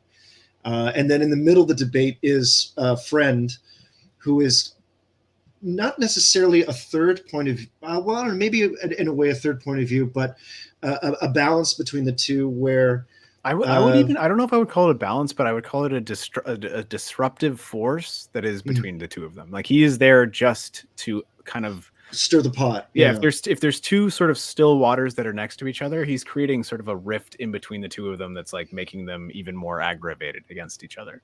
Yeah. So in that way, he is that third element, which is like a good storytelling convention. You know, that the rule of threes, and then he has this very specific fixation on Zed, and he later reveals that he knows a lot about what Arthur Freyd is up to, that he knows more than he lets on. And Zed takes advantage of that by asking him to show him more of this world in the vortex. Mm-hmm. Which he does, but then again, you think back to that opening sequence and you're like, everything is part of the design of Zardoz, and Zardoz is his plan for all of this. And you know, we of course later, way later in the movie, realized that he was sort of like a plant. You know, he was there all along to ensure that Zed got there. Zed got there through Zardos's plans, but Zardos's plans beyond that are he gets in and then he creates so much disruption that everything collapses and eventually we can die. And Friend is there to ensure that last leg, while supposedly, I guess, Arthur is regrowing in his bag, in his Ziploc bag. And they show that like he's not actually, like, he's been killed, but he's about to be resurrected. That's the moment in the movie that, like, again, it's like if you blink and you miss it kind of moment where she's like, did he die? And it's like, we cannot give you that information. And then she like looks over in the tabernacle and she's like, oh yeah, he did die. Look there he is growing. He's like it's like a sack of goo, like pulsating. You're like, okay, yeah, he's in there. He's growing. Oh, and another thing too, quickly, is that they do explain that for the Outlanders and the Brutals and the Exterminators, there is like a faith system for Zardoz that also goes a little bit beyond the gun is good, the penis is evil, but also that those that are faithful servants of Zardoz will be rewarded in the afterlife by being taken to the vortex where they can live forever. Yeah. And so that's a part of his explanation to May as to why he wanted to break into the vortex, because he wanted to see the afterlife without having to die. But he's also not ever really saying that he broke in. He's like, he's not admitting to how he did it. He doesn't want. He's withholding the whole time. What he did in that moment was he said what you said, which is like, I'm told by Zardoz that when I die, I'll be brought here and I'll live for eternity. And then she's like, in happiness, and he's like, yes, I'm pretty sure, yes. And she's like, so you think you're dead then? And he's like, am I dead? Like, I don't fucking know. You tell me. Yeah, answering questions with questions. Yeah. So we get the segment that we're kind of talking about here, where Zed learns about the Eternals' immortality. He becomes aware of his own mission, which is to destroy Zardoz, and which is a system that's keeping the Eternals in control of the Brutals, which happens around here. And he goes into that. She's like, "Come over here. I want to show you everything." They go into that pyramid. Steve, it's interesting that you put that part in the opening video, but you left out. This is just an aside. This is just a funny thing that I noticed. His acting here, when he goes like that into the pyramid, I laughed out loud. Yeah. And it's so funny because I wanted to say this earlier. I left it out on purpose because it looks fucking it's so dumb. Funny. Like funny in a bad way. But there are a lot of moments in this film where you can almost see on screen the actors hearing the director being given direction. Did you guys notice this throughout the movie? All right, just look shocked that you're being sucked into a pyramid. Exactly. Hole. Yeah. And this was one of those moments. And Sean Connery is like, I'm a classically trained actor, and you want me to do what? And the director literally go like, ooh. That's how I felt about that. Where there are moments like that do kind of are a tad jarring and kind of take you out of the movie a little bit. at the same time, in a weird way, I think the fact that Sean Connery seems to be not 100% with this, it really kind of helps that with him being withholding and him hiding something from the immortals, that his performance is actually extremely subdued comparatively, where everyone else is a little bit more dynamic, and they're walking around the scenery and he's standing perfectly still and being very expressionless and barely observant. Yeah, the way that I read that is that he's scared. Like he's scared of them. And I mean, for good reason. Like anytime anything happens, they immediately flex their psychic abilities on him and take him out. Like the first time he meets someone, he's knocked out. Second time he wakes up in a weird room and they're like making him relive all of his rapes that he's done, which is fucked. But also, like, you know, we need to know it because we need to know that he's not a good guy. Like he's a bad guy. This is his life beforehand. And then even when you know, we get the point where they vote, they're all like, and like they do the hand gestures. 3 weeks later, you will die from now. Which they keep giving like countdown timers, which I'm like, okay. Yeah, there's that other one where it's like you have 7 days to figure out. But we never there's a tangible countdown timer, but that never comes into play again. Every time they do it, it never comes into play. We never know how much time has passed anytime they do it. It's been one day the whole time, I'm pretty sure. I assume it had something to do with like the structure of the story on paper, where it's like time is a theme, time is a very important factor. The way they divvy out punishment is through time. The way that they value anything is based on how much youth they have left before they're insane old people who constantly party like they're on the fucking Titanic or whatever. And then so I assume they left it in there as like for thematic reasons, but it really doesn't do anything in terms of like pushing tension for the story, being like, I guess the only part for me was when he goes into like the art cellar thing or like the art dungeon. It's like, this is where we keep all our art in the art dungeon. We've got a TV that shows a bunch of cars, and we've got all these paintings, and we've also got this old clock. I made a note about the cars. The fact that this movie takes place in 74 and they show like every car in existence up to a 1974 car. I thought that was funny. Like he also complains about that, Jason. Did you not hear him complain? Yes, I did. He was like, "Oh, that's all you got?" Yeah. He also he says you only did one manufacturer up to one specific year. I wanted every car ever made. Yeah. Also, there's a guy named George Satan. Satyr. Satyr. Oh, sorry. I heard Satan, and I was like, "Excuse me," and they said it again, and I was like, "Yeah, Satan." Yeah.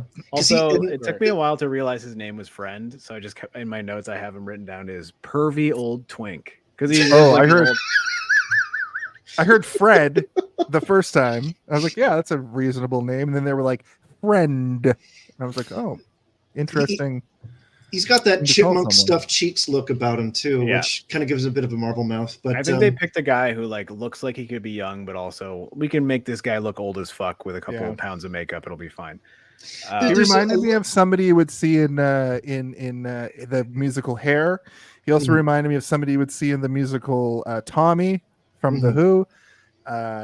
Those are things that I was thinking about when I saw this man. So the point that I wanted to make about this dungeon of art was that he attempts to pick up a clock, and then immediately Friend starts being like, "So you have 3 weeks. What is that? Tabernacle or whatever the fuck your name is?"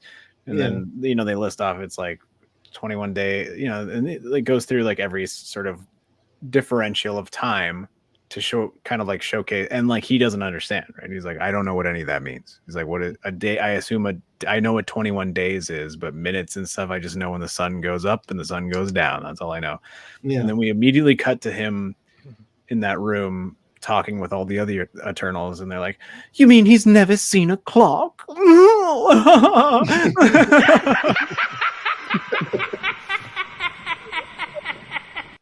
We have the voiceover kind of explaining stuff, that felt very much like when Neo meets the creator in the second Matrix movie. And then I got to thinking, and even in the notes here, I do. Jason, go ahead. Oh, was I clicking You're- out? Chucky got you with your mic got me? thrown off by the Chuck. He said, "Don't fuck with the Chuck," and you tried so hard. To reiterate, there is that voiceover where it's explaining kind of like the creator in the Matrix, and it got me thinking that Tabernacle's AI controlling human destiny is kind of foreshadows movies like The Matrix in that way, and then I started thinking about the fact that this movie is definitely kind has of a a Matrix. Yeah, it has like a major Matrix vibe. Yeah, Zed, Neo, kind of similar kind of names. He goes into a place he doesn't. If you were to take the idea of Zardoz and update it to be like a modern equivalent, it's the Matrix in the 90s. He's like, I don't know, I'll just push it so far beyond technology or whatever. Like the Wachowskis are like, let's just do Zardoz, but computers. instead of red diapers, we put them in fucking black leather dusters. Yeah. Because that's gonna look ridiculous to somebody. It already 20 years removed. That all black leather look. Should we talk about his little jaunt through the town when they're giving out the bread, or Tim? When he's pulling the cart, yeah. So as they're making the bread, there's actually one weird part where before he starts carting away with Friend. Friend approaches the other people as they're kneading the dough and putting into one of the few actual sci-fi devices in the movie, which was this giant silver-plated circular thing, a hole in one end where you put the dough and it comes out baked bread on the other. It reminded me of almost like a synthetic womb vagina thing. I kind of got that kind of the bread was being birthed. Yeah, the bread reminded me of a penis. The thing the bread was coming out of reminded me of a steel vagina. Well, the thing the bread was coming out of reminded me of a poopy butt. A butthole. Nothing but intellectuals around here. We get so deep, and then we're like, poo-poo butt, penis, boobies. Boner alert. But Friend comes up to them and starts speaking to them in an incoherent language that's not translated for us. And it's hard to say if that was for the benefit of showing that they operate at a level that Zed doesn't understand. But it's also Zed's not even really there. This is for the benefit of the audience that we're just watching them in their element. He's in the background moving sacks in the cart. Yeah. And I think that everything you said just now could be all true. Where it's meant for us to understand that, they operate in a weird way of talking, that maybe they're saying, an hour's worth of conversation in 3 minutes. Because they have the ability to connect psychically. So maybe everyone's always like, yep, yep, but it's actually that's 20 sentences in one sentence rather than just one sentence kind of thing. Yeah. That's how I was reading it. But then I was also maybe he's also just flexing on Zed in the background, who is, he's going to see this and be like, what the fuck? I cannot understand what they're saying at all because they're talking in this weird psychic speak. Yeah. And then there's the third option, which is that they just want to up the sci-fi even more to be like, whoa, crazy, right? Well, yeah. To your note there, when they vote later, they all give different votes, which led me to believe they gesture very differently. Yeah, that they weren't just. It wasn't just binary. It was they all had opinions that counted as a vote. Something that was meant to have the viewer be like, I can't wrap my head around even what that means. Yeah, and that weird backwardsy kind of language was very much in that vein as well, where it's what the fuck was that? Do you think that was a Tolkien kind of thing where it was written out, or was it just say some nonsense? I don't know. I honestly think that I'm right, but I don't know if I am. It just seems like something that would make sense for a supremely intelligent people, where maybe he hasn't been there in a week, so he wants to get all the information out from the wheel Mhm. in a very short period of time. So he's able to connect his mind with theirs, and he's still talking, but it's like so weird and fucked up that he's actually giving a week's worth of information in 4 minutes. Because he's like, I got to go take this bread to the apathetics, so I can't talk normally right now. I have to use my psychic speak. Mhm. But I, And I could be wrong. I don't know. That's just kind of how I read it. As and it's a very unique point in the movie, and it's one of the things in this movie where it just kind of says the people that were making this wanted this specifically to be there for us to see. This wasn't just kind of we're like in Barbarella, they would put some things in there to make it seem as science fiction as possible without anything specific thought out necessarily. yeah, Whereas wrong with a man in it. You're like, oh, what does this mean? I don't know. You Yeah. figure it out. yeah. It means it smells like balls when you smoke it. Your But, move, Snowflake. And then after that, that's when Friend has Sean Connery pull the cart, which made me kind of wonder, what did they do when Sean Connery wasn't there? They have horses. We've seen them. Yeah. So this was intentionally like they're belittling him by letting him know that they think of him as a beast. That So I that think he's Sean underwhelmed. Connery was like, like scared of him, but he was also like, I'm not going to tell you anything, Mhm. but I do want you to tell me something. So I'll give you something in return. If I tell you stuff, you have to tell me stuff. And that guy's sort of middle ground was, okay, but you're a beast, so I'm going to use you as a beast of burden. You can pull my cart all day while I do my chores. It might take me longer, but I'm going to make sure that you understand that you're a beast and I'm not. And that's kind of like how they have horses. There are horses everywhere in that town. Yeah. He unstrapped a horse and strapped Sean Connery as a horse.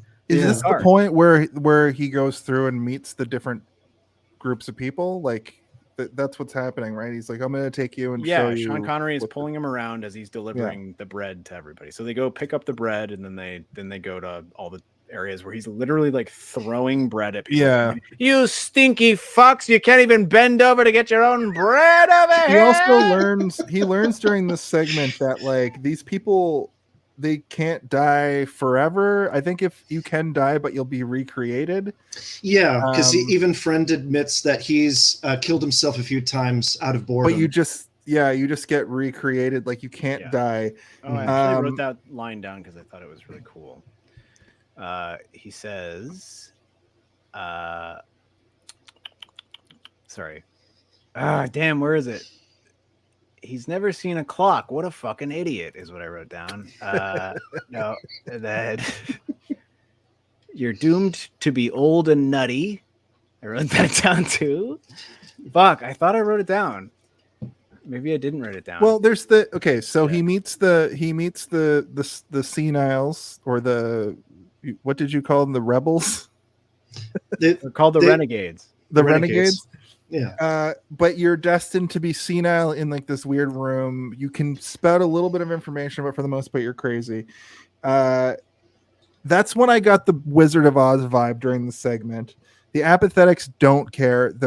They kind of represent what nowadays we would see as people that are like just stuck on their phones, or don't. They just go to work and they sleep, when they get home, walk through life. They watch TV and then they go to bed and then they wake up and they do it again. Yeah. And then the bread is for the apathetics to just keep them apathetic, but also it seems a lot like if you don't feed them the bread, they could wake up, which also is very like metaphorical for like, well, they also call it a disease. They call the apathy a disease where it's running rampant through. Yeah. Which all the vortexes, yeah. So but the wheat that the Brutals are forced to harvest is made into that bread, right? Like, which is also but they also eat the bread. Like the rich people eat the bread too. The rich people eat the bread. Remember the scene where they all kiss it first? Yeah. It is like that's one thing that is not like goes without saying. There's not much that's 100% clear on this. That was one thing that I wasn't too sure if that was fully developed, was the concept of the bread, because a part of Zed's motivation for wanting to learn more and break into the vortex was that the exterminators were forced to get the brutals to start harvesting bread, harvesting grain, and fill the head of Zardoz with grain. And he was like, "Why? Yeah, because Why don't you want meat?" Yeah. Why doesn't anybody want to eat meat? They never mention meat at all in this whole movie. There's no animals except for the horses, really. I mean, I assume they eat human meat. Yeah, They probably eat human meat. It's very but yeah, twisted. but like very, very broadly, he just says, you did not eat bread. No, we ate meat. Yeah.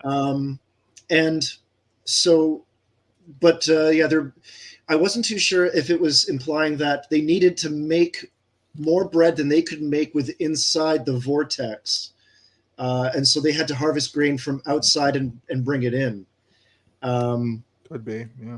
And they were saying that the apathy issue was spreading across all the vortexes.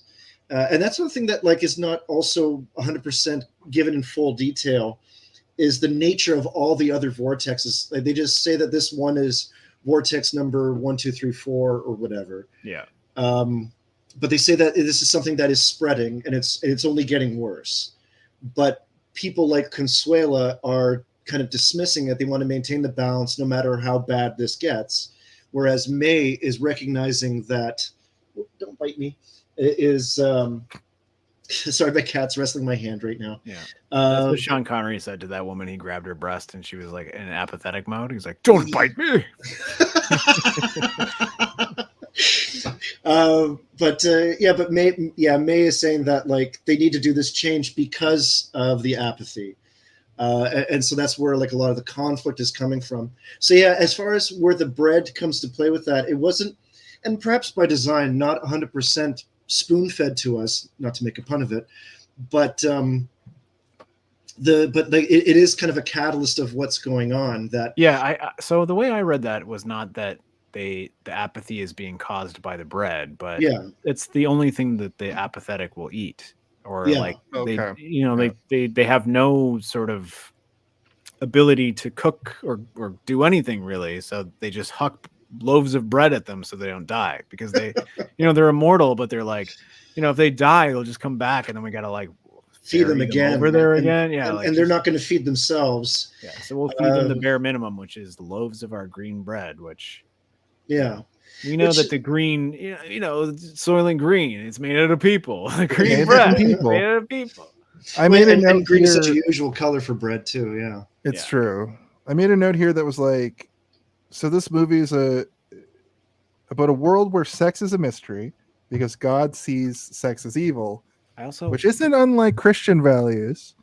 And then procreation is sort of the only reason to do sex, but they don't need to do it anymore because they never die, and they don't know why boners happen, and the brutal can do it. So this is Flesh Gordon. This is Flesh Gordon we're watching. Yeah. There were so many times in this film that I thought I was going to turn into a full porno. Sorry, I just needed to say that, but it never really did until you needed to say that. I'm sorry. The next scene where they try to give Sean Connery a boner by just showing him boobs and women's nude mud wrestling. Yeah, I called this boner lessons. that is. Boner alert. There was one thing that was kind of strange in that part where like we don't know how this happens, and like you really don't. Was kind of like my immediate reaction when kind of thinking about it, like, do you really not know? And it kind of matches up with where they were trying to catalog the information about cars, and they were complaining about how like, wait a minute, like you're not giving me all the information. And it kind of speaks to that they're being withheld information about how life is in order to maintain this balance of the vortex. That even though they do have this abundance of power, resources, and knowledge, there's very specific things being withheld from them. But they also say that like erotic stimulation doesn't exist anymore. Like, within their world. So like without erotic stimulation, an erection can't really exist because erotic stimulation can mean 1 million different things. But if You think all they still erotic try to jelk? if all erotic stimulation no longer exists for an individual, But no then they- gooning. Not a single no gooning, right?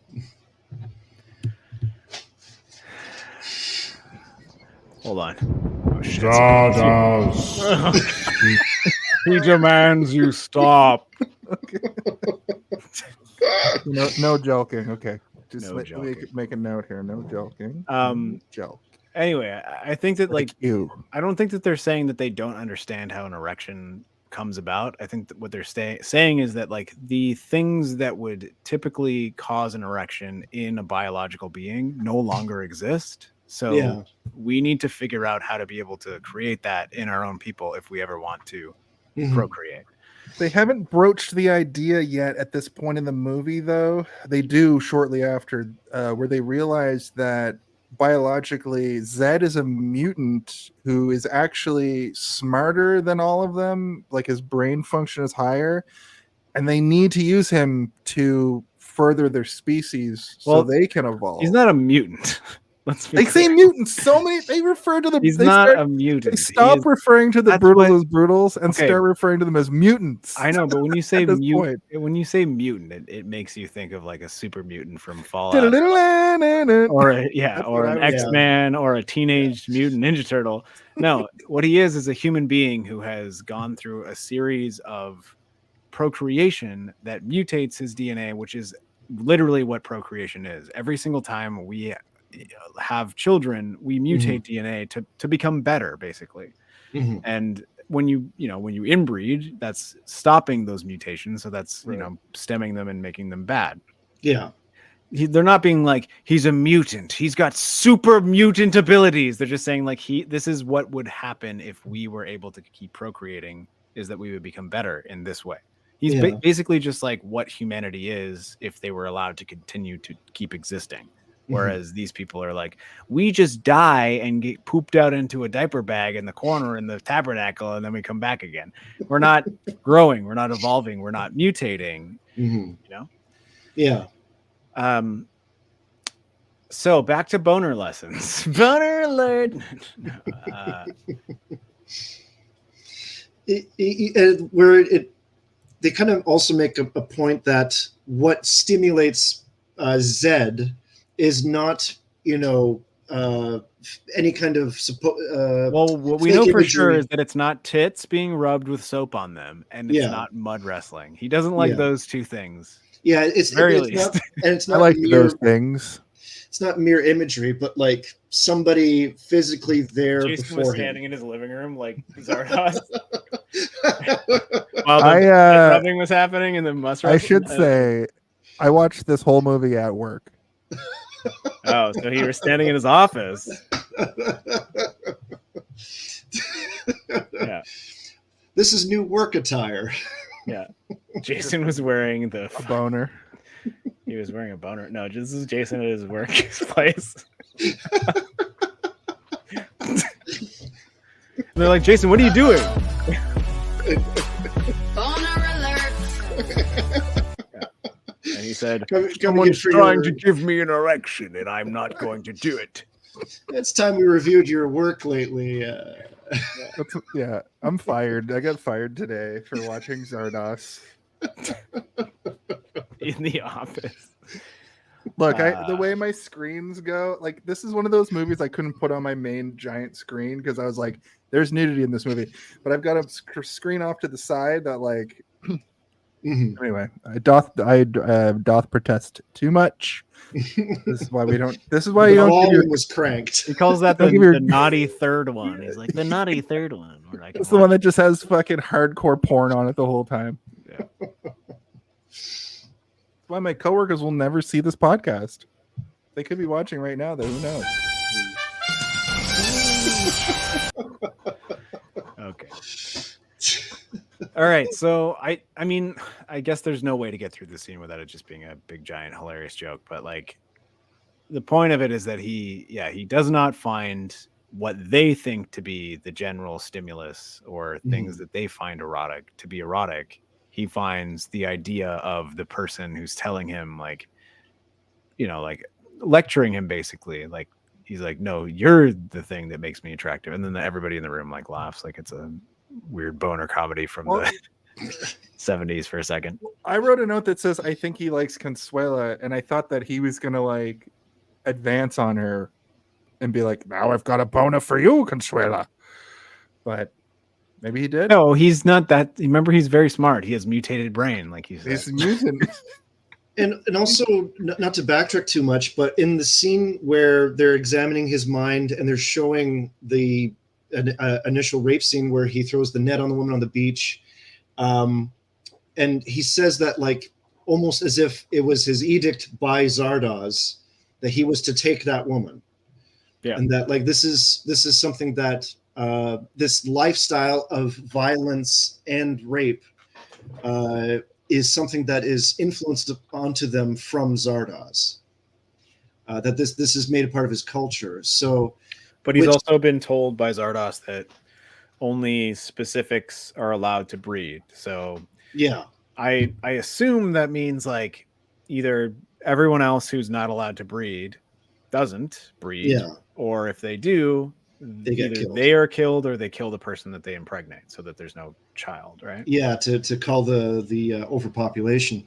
Yeah. And so like there is kind of an animalistic degree to that where it's a forced coupling that, you know, breeders would do with animals. So I mean, and that's not to excuse any of this kind of stuff, but in the context of the movie, it's explaining why he is the way he is, because there is an element of him trying to overturn that lifestyle, that he's trying to overturn this cycle of violence and rape in a way. But there's also like there's a beginning to it that is born out of him wanting to still be that way, which is kind of disturbing in its own as well, right? Like the reason he wants to go inside of Zardoz and figure out what's going on is because he's like, we're warriors. We need to go around and fuck on the beaches, just like the old days. Like, you know, like he's going there because he doesn't want to be a farmer. Mm-hmm. But in doing so, you know, the rest of the movie takes place, which is that his mind is opened in ways that, you know, goes through enlightenment. He realizes that like, oh wait, I'm fucked up too. These people are fucked up, but I'm maybe even more fucked up, and that's scary to me. Yeah. Which I guess is the silver lining, you know, like at the end is that he has the realization. Because they keep calling him a monster and a brute and a brutalizer and exterminator, and he is, and he's proud of it at first, and then, you know, slowly kind of erodes down to him just being like, oh no, I'm smarter than that now. And, I mean, we're not even there yet, but like it gets to a point where he becomes so smart that he's maybe the smartest person in all the vortexes and the wastelands. Like he's like the smartest guy ever. Yeah.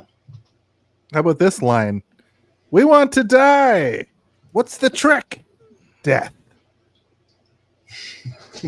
That's a good line. It's a circle. It's a weird thing where in this universe, the ultimate thing you can do is die, but you can't die. Which is dark, but also like I kind of feel that like we all, our whole legacy is like we're gonna live our short lives, die, and within 2 generations your name will never be said or remembered. You know, if you're an average, that's why you gotta go out and do some shit, like be a John Wilkes Booth or a Ted Bundy. Thinking like I gotta shoot somebody important. Yeah. Well, to motivate and do things. Well, if I shoot somebody important, then maybe somebody else will want to shoot somebody important, Tim. That's called being an influencer these days. Oh shit! Oh my god! No, you just gotta touch it. Never mind. That's like the pipeline. I mean, this is kind of relevant to what we're saying is that like they fear Zed, right? Like the reason they don't want to continue the experiments, or at least whatever her name is, the one who is very like relaxed in your eyes. Oh, May? No, May is the one who's like, we need to figure out all of this. The other one, we need to Consuela. she's got very like sort of like her eyes are like perfectly level and like Yeah. never really go up or down. I guess Very, very stoic and emotionless. Yeah.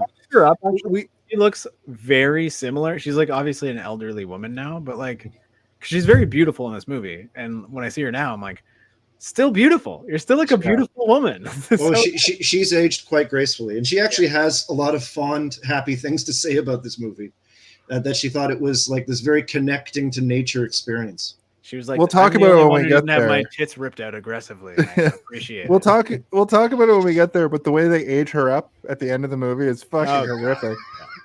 But Luke, Sean Connery is this, the same for like 10 of those. And yeah, then, like, and then suddenly he's wearing she's turning into a rotting pumpkin, and he's like, and then finally he like slumps over. He's like, "All right, don't do it now.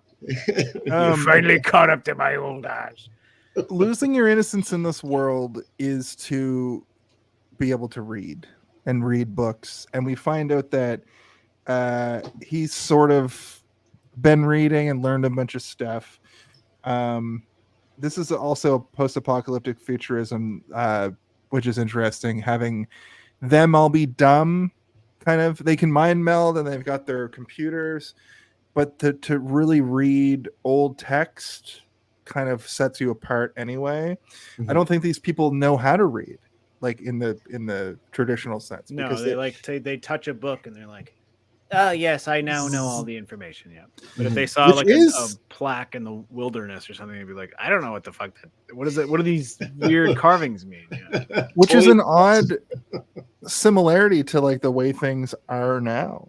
You know, nobody's really good at reading anymore. But we're all able to read these snippets. I was never good at reading information. Okay, well, that's dyslexia. That's true, but I can still read. I do it every day. Yeah, I can read too, but I like hate it. I can read small paragraphs of information and retain it. But I'm a visual learner. I read maybe like 40 paragraphs out loud into a microphone today. It was great. But how much of that did you retain? Besides None. that one thing you were stuck on, which will live with you in infamy for the rest of your time. What I wanted to say, because I was getting to that, and then we kind of fell off with the eyeball talk and the aging thing, is that they fear Zed because what they see is a thing that they potentially have inside them that's locked away, right? Like that's what she's scared of, at the very least. She's like, I am worried that his introduction into this world is going to unlock something in all of these people that is the brutalist. And then by the end of the movie, she is like fully embracing, like, I had to become you to hunt you, and now I love you. What the fuck? Yeah. But I mean, I think in terms of like classical like character writing and even just sort of like real world experience, her sort of grading up against him in terms of her hatred for him was based in attraction. I think that's what it was supposed to be, or at least that's what the movie is supposed to be giving us, right? Is that like she's attracted to him because she doesn't really know why, and that's why she hates him, right? Like that mystery kind of frightens her. Yeah, but it also attracts her, and she's like, now we're gonna have boner session number 1. All right, so everybody sees it. Maybe that's why she made the dick so big, because she's like, his dick isn't this big. I'm gonna make him feel weird about how big the dick is that we have on the screen. That's not what it looks like. My penis is half that size, but twice as thick around.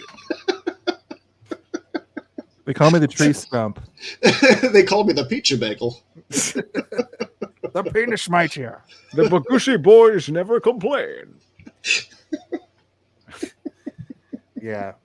But then we get to the second sort of like dinner sequence, which is May kind of mind melds and finds out that Zed actually did kill Arthur at this point, which is kind of pivotal because May is the one that is trying to like further science. Consuela can never find this out because Consuela is like the old guard, like religious kind of character. Okay, but no, I don't think. I think we've shuffled a little bit here. I mean, I'm just going through my notes. The dinner is when Friend gets voted away. Let's talk about Friend. Oh, okay, that's back a little bit. You're right. And this part is kind of interesting because now Zed is there and everyone's like, oh, so now you're just like letting him serve food? Ugh. Yeah, and doing the work of friend when it's friend's turn to serve the food. Yeah. And they're saying that's not fair anymore when everything is supposed to be balanced and equal. This isn't. You're letting him serve cunt. Yeah. And he is. Like He's in a serving, sassy way. he's serving cunty Yes, potatoes. Yes or no? You like potatoes, or do you want me to just toss them on the floor? I've got a ladle full of potatoes. 2 potatoes for you. 2 potatoes for you. Just like and 3 flames. potatoes for me. But then they decide to have like a secondary vote, but they have to go to like another level of meditation, which is, I'm like, okay, so they have different levels of meditation, I guess, where like their brains all connect. And he's like, no, I'm not going to connect to you. And then he starts yelling. That's what I wrote a note that said, what in the fuck is this second level shit? And I just crossed it out because I was like, but this is what you're talking about. I wrote a note saying every fucking incel white idiot watching the release trailer for the Ghosts of that new Ghosts of Tsushima game, like the second version or whatever, where they're all like, oh, they've gone woke, where like they're all like, and he's like, I hate all women and procreation. And then he's like, Low-key, that game looks like it's going to be amazing because Ghost of Tsushima was amazing. Ghost of Toei, it's going to be a banger. That mountain that they showed in that I trailer. mean, but the joke is that it's a guy who's yelling, I hate women and I hate procreation. That's the joke. And then he goes, is unconscious because a bunch of women and gay men are like, at his head. I'm like, okay, this would be a funny TikTok, right? If you put like the PlayStation and Xbox logos and Ubisoft logos and all those people's faces, and like someone being like, I hate women, like dying. Like, we could probably do that. We could do that. Just as an aside, it's so confusing as to what is considered like woke by the weird incels because they don't know what it means. Assassin's Creed is gone woke because of a black samurai who is only a retainer. He's only a retainer. Why are you making him a samurai? And then you look at the stories told about him, and it's like, yeah, he was a retainer who was also samurai, but there's a woman main character too. It's like, fuck off, dude. Just wasn't he also like a real person? Isn't that the he was a real person? Yeah. He was he was the black samurai of history. And he was Afro samurai. Meanwhile, that's a joke. I'm sorry, a bad joke. But that's a rare Steve not woke joke. But I don't know. Whenever it comes to stuff like that, I always find it to be ridiculous because, like, it's a video game series where it's a simulation that they're doing in order to fight aliens. Like as far as the shell story of it all goes, right back to the first game, Ezio jumps off the top of a cathedral into a fucking pile of straw. Yeah, but in the new one, he'll jump off butt first onto a big old fucking dildo and be like, he'll be like, "Mamma mia!" And he'll love it. It just cuts to that for some reason. If that happened, I would start playing Assassin's Creed. But no, I was ass in Creed. I find that stuff to be so irritating, and that's why I don't really go on to too much online these days, only because it's always You're something. Smart, Tim. You're smarter than we are. We go on every day. I read a book on the subway every day. As far as that scene goes, I was imagined that like was something constructed on like just purely like a stage space. And it's just merely performance art, and then they just took it as it was and put it into that scenery. I feel like a couple of moments in the movie are like that too, like the lights at the end when they're doing all the like the finger movement on his face and the projections and stuff. I'm like, this is like a weird interpretive art thing that like would probably be fine on stage, but seeing it in a movie, I want a little more glitter or something. I want some light to make it, like because it just seems like a guy going, oh. Well, everyone's like me, and like the music is doing all the work, and you're like, can I have a little bit of lighting here? Well, when you look at like Star Trek TOS, when there's like the angry psychic kids, and they just do the dun, dun, dun. So yeah, and like granted, we're talking about 1974. They didn't have the tabernacle computer yet in reality, so they couldn't really make too many sophisticated visuals. And whereas now, when there's some sci-fi where they rely too much on that, and there is no heart to the story, so I kind of accept that depiction. We should on like on certain like visual science fiction directors sometimes, and like a guy like Zack Snyder, for example. Mhm. While I would never trust him with a Zardoz remake, I would absolutely trust him with a remake of this sequence. I think that he could probably figure out a way to make this sequence extremely visually cool and interesting. Yeah. Whereas like, you know, a lot of movies are just like, whatever. That's not the point. The point is that he's, you know, being fucked over by all these mentalists or whatever. Yeah. And you're like, well, you know, maybe have a little bit more there. Mhm. Because you know, there's tons of visually interesting stuff going on in this movie, and then when you get to a moment like that, I feel like they should do something experimental. They should use mirrors and light and like just try and like fuck with the camera as much as they can.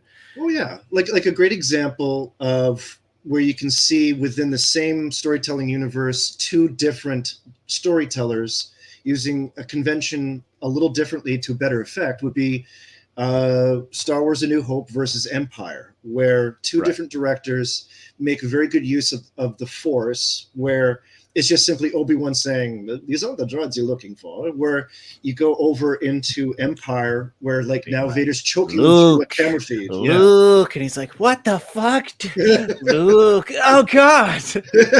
Use the Force, Luke. Turn off that fucking computer, you pussy. I bet you could shoot it without it.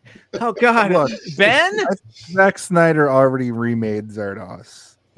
Sucker Punch. Frame for frame. Funny enough, his original screenplay was called Zucker Punch. That was all about Facebook, but anyway.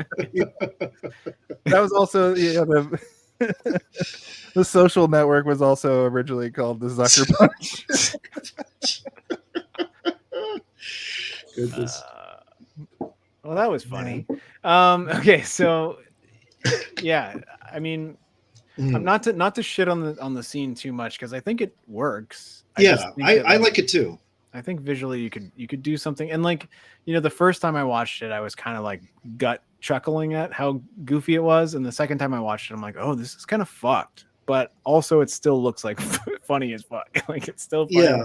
And they're like,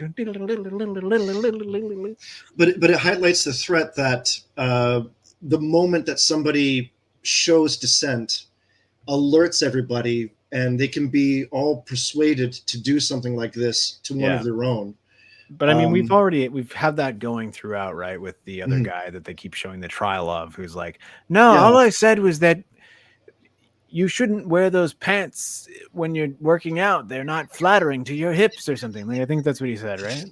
Yeah, you need cupping. You need cupping. And they're like, you attacked somebody psychically. And he's like, no, I didn't. It was constructive criticism. I just said she had a fat ass. And they're like, all right, 5 years. They do the mind meld stuff to Friend. He dies, and then we get that random cut to Zed trying to like run away and escape, and then we get that whole like the periphery wall where he's like, and he's like pressing against the glass, and he literally does some mime shit. Luckily, they cut to the other side of it, and he's like pressed up against it. I thought you were gonna say, luckily, we didn't get like a hilarious sound design where he's like, boom. Like future inspiration for Jim Carrey. Like rubbing his face on it. Like, Zardoz isn't real. Zardoz is alive. But yeah, Friend is now among the seniles or the renegades. And I actually like the makeup work on Friend. I did. The reveal is pretty cool, and he's like, and you're like, oh, he's Harvey Two-Face over here, Harvey Dent, Harvey Two-Face, my name's Harvey Two-Face, and I got. But that's what I was talking about. That's what I was talking about earlier. Where the price of one. Losing your innocence is to know knowledge, basically, in this universe. Mm-hmm. And it's also like. It's in a weird sense is like with age comes wisdom, and in this world, age is forced upon you in the form of punishment, and you do become wiser as you get older. And he's like, I've committed so many crimes, and I've blown my fucking brains out God knows how many times. Every time I do that, they force another decade on me. But it seemed like he wasn't old enough to become old, and they like forced him into like, no, we're now all putting 5 to 5 to 5 years on you at once, but like the center only half thing is like you'll get 50 years, no less. Nobody else has that though. Like there's not other people with half age, half like youth being like, and then someone's like, boner alert, like on the other side, like no one's doing that. So like it seems like a move. Boner alert. But yeah, I don't know. And like you said, Tim, earlier, it's like you have this sort of like senility that is there on the surface, but you have those moments where you can get the clarity. And like, I made the joke of Harvey Dent, but like that's basically what he's like, right? Where he's like, I hate the Batman. I just want the Batman dead. And then he's like, oh, but also I love Gotham. It's my favorite city. Bruce Wayne's my best pal. But yeah, essentially forcing like a form of dementia on their own citizens as a punishment and imprisonment. Which I think even back then everybody would agree is like, a lot of the times when you see somebody fall to that sort of like descent is it's horrifying, but we do our best to deal with it, and it can be hilarious, but like not for the individual. It's hilarious for us seeing the individual, and like when they have a moment of clarity to tell them about it and they think it's funny, you're like, okay, it's fine that we're laughing at this, but at the same time it's never really fine. It's just like a crazy deterioration of like mental stability that's frightening and fucked up. Well, yeah, like a mental lapse like that is just like a moment that you're essentially not conscious and kind of not alive. And that's one thing that is somewhat emphasized in this, is that they're part of the be begging to die is that like this is somewhat in the perspective of this movie a mercy for those that have been forced into that state of constant dementia without release. That like this is in what, even though these supposed enlightened immortals think this is the most humanitarian means of managing their renegades, it actually is a cruel and unusual punishment. To that same idea, the Brutals wanted to be hunters, but Zardoz comes along and he's like, you have to farm wheat, figure it out, you fucking weird beastmans. And like they're farming just by poking sticks in the ground, and that's about it. Yeah. So like they must be growing something, because they have the grain yield for Zardos's big mouth every season or whatever. The grain yield for the mouth sounds like a euphemism for something, but but anyway. There is a giant pivotal moment that happens when Zed is in the tabernacle looking at the books. The AI that controls the vortex and begins to unravel the power dynamics, keeping the Eternals in control. It's revealed to him by Arthur that this book is the thing, that caused you to be here. And he's like, no, I will not remember this book. And he finally remembers it. And it's The Wizard of Oz. And guess what happens? They cover up enough of the letters that ZAR.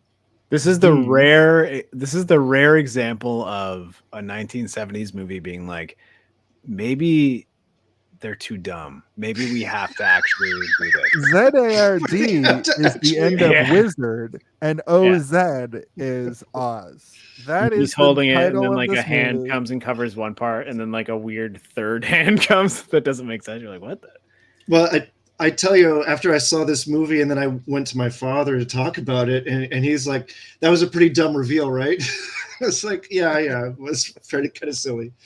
That they could have just shown the book Wizard of Oz and him reacting like, oh, okay, of course. But then like, I'll tell you a little anecdote from yesterday afternoon or earlier today. I can't remember what it was. This is Jason on the toilet watching Zardoz on his phone. Like, oh God. A day-old anecdote. I messaged Steve. I'll bring up the conversation. In fact, I'll tell you all about it. I bring up the fact. This is before I know any of this, and me and Steve are talking on Facebook. The Zardoz world of it all, and basically, what ends up happening is I'm like, Zardoz. It's like this movie's kind of like The Wizard of Oz, and Steve's like, yeah. Zardoz, and I'm like, haha, what a ridiculous thing to say. and then fast forward to the next day, and I finished the movie, and he basically said he basically is like, yeah, I think I think what you said was Bizardoz. Yeah, Bizardoz. Yeah. Because I think Jason thought I was just doing a play on words, being like, yes, what else can I Bizardoz? And I was being like, he doesn't know yet, but we'll get there. I can't find it now, but yeah, that's essentially what happened. So you're right. Literally two hands. Let him finish the movie first, and a third hand comes down to cover that all up. And in the Zack Snyder version of this movie, he would be running through the library, and the whole library would blow up, and a half book would land next to his head, and it would be completely burnt away except for Zardoz. Yeah, that's the Zack Snyder version. Listen, I'm smart, but this one I know, got away Jason, from me. You are smart to the point that I was scared that if I gave too much information in my response, that it might spoil it for you. So I was like, I'm just gonna say Zardoz. Bizardoz. Yeah. That and Bizardoz sounds like the Blizzard of Oz, which is a great album. Which is a great album. I've got it on vinyl because I'm a hipster. But that is also a part of what he's withholding from the Immortals, and specifically May and Consuela. Consuela finds him and May in a little cuddle puddle, and she accuses May of bestiality. Speaking of, look at this, sweetie. Yes. What you doing? Nope, Sam? not speaking of. In fact, don't.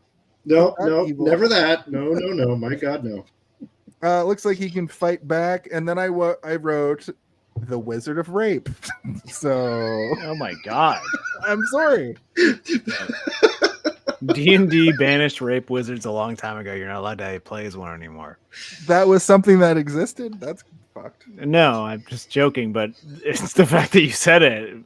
I hope that they did that. You're like the Wizard of Loneliness or whatever from that Nathan For You episode where he's with that private investigator. I don't watch that show because it makes me uncomfortable. It's very uncomfortable in the best way. May thinks he's the liberator.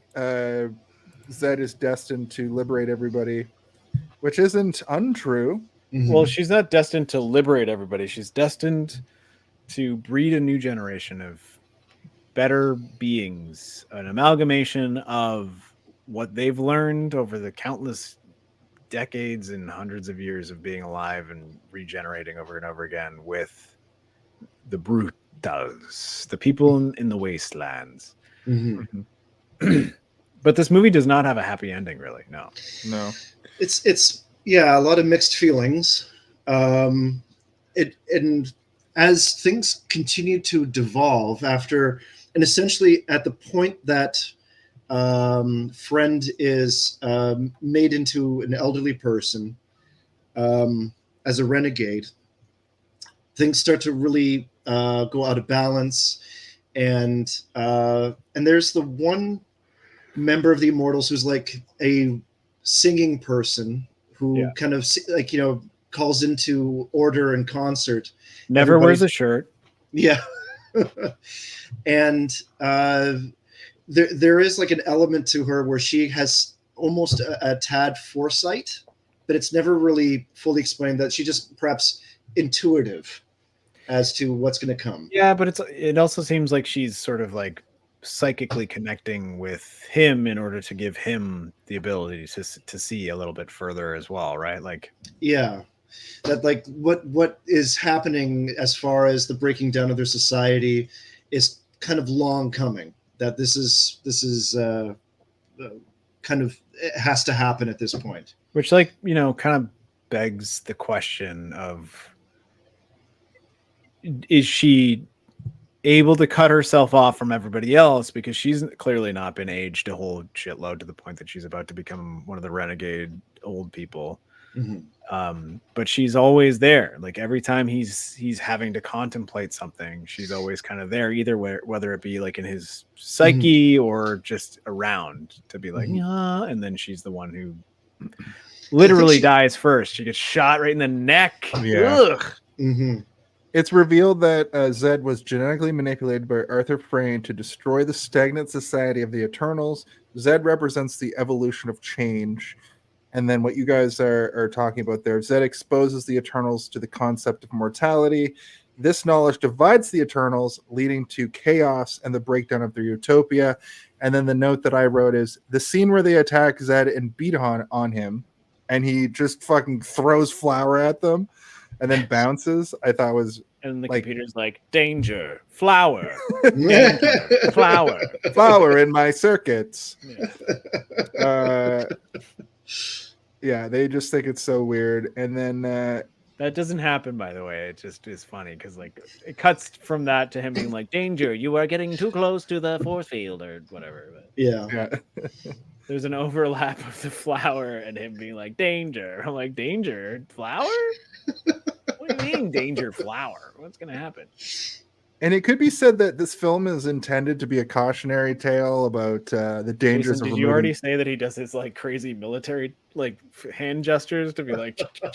No, but he does so many to the point that I'm like, what the fuck complicated orders is he giving? Yeah. He's like, Mac from It's Always Sunny doing his fucking kung fu moves. I mean, you must have to if you wear a big rock helmet with no mouth hole in it. You wouldn't be able to hear each other when you're on the battlefield. And their signal back, the other exterminators outside of the vortex, is just a flare. So do they actually see everything that he's doing, or like from that far away, does it just look like wild flailing? And I assume because they wear the rock helmets, right? Yeah. No sound gets out of that. No sound goes into that. When you're on the battlefield, it's like all you hear is, and you hear, and you just have the eyes, and you go and you kill somebody, and then you know there's no other sound in there. You're just like, you know, like when you're sort of like wearing those terrible masks for Halloween, you're like, yeah, trick or treat, and just it's even worse than that. It's like you're in like a sensory deprivation helmet that like it cuts you off from everything you're doing except for the visual. Oh, the part when Sean Connery is wearing that helmet and running through the burnt down library, it looks like he's about to topple over from the weight of it at any moment. It looks heavy, yeah. Yeah. Do you guys find it intimidating? Because I do. It's if I saw somebody running, I mean, if I saw anybody running at me with a gun, that would be scary anyway. But the fact that the mask has two sides of the same face was like something that took me a second to wrap my head around. That's an interesting idea as well. But yes, if somebody's running at you with a gun, if somebody's running at you, hairy as fuck, in a stone helmet covered in blood with a red bikini on and a gun, granite. 1970s ripped too, so you know he's strong. And wearing only ammo belts too. Yeah. But, especially if you then add a horse into the equation where he's on the horse. That's a lot of chafing. There's no baby powder in the future. But anyway. I just wanted to get this notion out. The film was intended to be a cautionary tale about the dangers of removing death from human experience, challenging the belief that immortality is desirable, which is sort of why everything falls apart, because once they realize that like they can die, all they want to do is die. As humans in this existence, we love vampires because vampires can live forever, but what that means is you can't the ever only eat people food who really again. kind of like romanticize the idea of immortality are people who have a really good life already, right? Like, yeah, if your life is not great, you're not thinking about like, imagine this, but imagine if like I could live 1,000 years of this as a sludge man underneath the bridge of eternity. You know, I love being a sludge man so much. I would do this for 100,000 years over here. But imagine you literally live forever. You're never decapitated. As we know, that's how you end somebody that is immortal. But you see the fucking that's all my dreams. Sun, red planet. You see the sun, red dwarf. You see the you see the singularity, and you Mhm. see the fucking event horizon of a black hole, and you Yeah. watch yourself get ripped into. You see the past and the future at the You're same immortal, time. so all your little things would come back together, and then you'd be like frozen in space trying to breathe, like Yeah. your tabernacle bag is reforming in the orbit of Pluto. Doctor, I've got a rash in my tabernacle bag. Oh God! Hold on, let me get my Second opinion. You're gonna need a second opinion on that, and I really don't know who I can get in here. But hold on, I think Zardoz speaks. Uh-oh. oh, shit. Boner alert.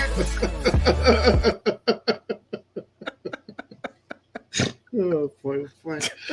I would imagine that like the kind of what they were implying in this movie is that if it's just endless without purpose and nothing's really happening, that like what is retained of your individuality and I wanted to what ask makes you you distinct guys- kind of goes away. I wanted to ask you guys as a sort of one of these bad boys.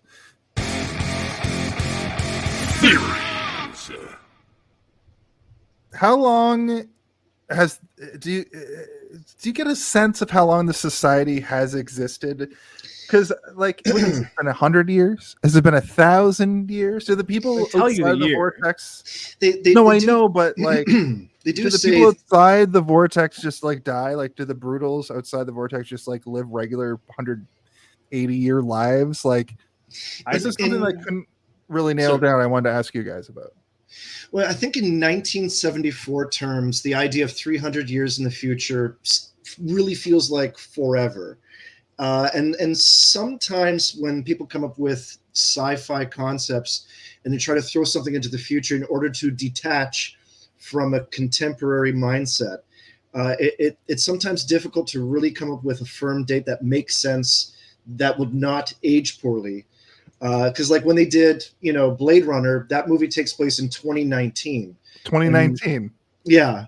So, but like back in 79 or 1980 when that came out, that felt like forever from now. And so it's not. I would say, from my standpoint, when they say something like 300 years in the future, is their way of saying it's a far enough time from now where a lot of your contemporary perspectives are lost. And Right. and If you look at Star Wars, it's in the past, and if you look at Dune, it's in the year 10,000. when you start getting into Warhammer numbers, Or kind of thing. Warhammer, yeah. So for me, I prefer when they just say indeterminate. Yeah. In the future, like I don't Like, need I don't need a date. Like who gives a fuck about it? Exactly. And we're now standing on the top of the Obama. Who, The reason I ask this is because the reason why they're so croaking for death, the reason we're like, we have to get out of this, is because they've been doing it since the 70s. Like around the 70s is when they were gained immortality. It's been a couple hundred years, and they're like, I'm bored. We live this weird, like elitist, I think in the existence, and we need this too much. In the terms of this movie, they wanted it to be so that like within one generation, the people made it or whatever, right? Like the human beings that remember our time as like a vague memory were still there, so they could be like like they're at the fucking Overlook Hotel on New Year's Eve or whatever, and you're like, okay, it's New Year's Eve here forever. Yeah, it's so far through that they're Gen Z with a little 2 at the top. Yeah, the second, and that like a Gen Z New Year's Eve party is not going to be like everybody put a tuxedo on and go to New York. It's gonna be Brett Summer 3, buddy. Yeah, everybody's like, we got a Hawk Tua cake. Oh, please, everybody sit on it. But no, like exactly to your point, Steve, where it doesn't matter in a exact sense, but that it's detached from right now, and that's all that matters, is that you forget about right now and you get absorbed into this, and like the Matrix as well did a point of saying like we think it's actually more like this tape, but we really don't know. and therefore it doesn't matter. We're in this world is the most important thing. And The Matrix is goes like hyper religious towards the end, though. Like the Matrix is also Neo like and the Matrix is also a thing where they're like, we're not going to actually like stamp a time because whatever the time after that is whatever. Yeah. But they're like, the reality in which you live in the Matrix is 1999 because that was the idealized version of human existence at the time. An idea that, you know, as the 2000s went on, I was like, that's silly. And now I'm in 2024 and I'm like, the Wachowskis maybe were fucking There were right. several versions of 1999 too, based on that lore, where there was a 99 where everything was too perfect and everybody was like, this isn't right. So the creator had to be It like, was a time before The Rock showed up to show us Yeah. how movies were meant to be made. And Nintendo 64 wasn't that bad looking back on it. Yeah. we only had one Terrible. Smash Brothers at that point. It was good. Times It was were good enough. Yeah. I think PlayStation 1's a better. Pierce Brosnan was still James Bond. Listen, let's talk about the fact that Zed, it's revealed that his sweat wakes up the apathetics, and also he's able to bring death to the renegades. How did you guys feel about those boys kissing? I was loving it. I was like, whoa, two boys kissing. This is great. I love to see boys kiss in a 70s movie because it's progressive.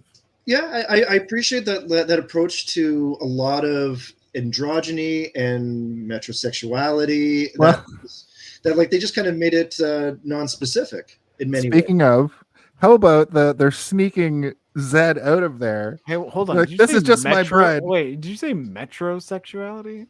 Would that be metrosexuality? Would that be incorrect to say now? I think that if two guys are kissing, that's just homosexuality. gay. Oh yeah, well, yeah. No, but metrosexuality was a thing in the. Oh, early I meant more 2000s. so in Oh, the you mean aspect when of the guy like had that guy at the party had his nipples out, and he's like, "Let's have a serious conversation here." And everyone's like, "Put your nipples I'm a away, and then maybe we'll talk about it." metrosexual. You metrosexual. My name's Liberace, and I'm a metrosexual. But more so that like they weren't too focused on, you know, are you a boy, are you a girl, or anything like that. They weren't too focused on anything like that. And that Tim, to see two guys kiss was not a big deal. Tim, you're glossing over something very specific that happens within this like sequence, where friend who's gotten his powers of humanity back. I think it might have actually been Arthur. Anyway, they dress our boy Zed up in just like a dress, full mustache. Wedding dress. It's a wedding dress. It's a wedding A dress. wedding dress. He And Clark that was Kent to his way through that welcome- whole thing. I haven't. There were a couple of times I laughed out loud and laughed hard, but that moment he's got a goofy look on his face, like I don't know. He's got a mustache, and everybody looking at him cannot see that it's clearly the brutal. And he just skirts by everybody. I mean, in he's a never wedding seen a dress. wedding dress, so he's like, What? What's weird about this? I don't understand why everyone's laughing and pointing at me. They're not though. Man, That's the it's point supposed to I'm be trying wearing to make. this or what? They My accent's sneak him not that out of weird. there in a dress, and nobody recognizes that this fucking This must be 6 foot some tall sort man. of jester uniform. Is this a jester uniform? Or? It's actually bizarrely the most clothed we see him in this movie. This is also the only point his of the- face is showing, his tiny little hairy face poking out. This is the point of the story where I talked about this with my first theory, but I wrote. I just know Sean Connery. We're going a little longer than we usually do. I usually You're pee right. at this point. We started late.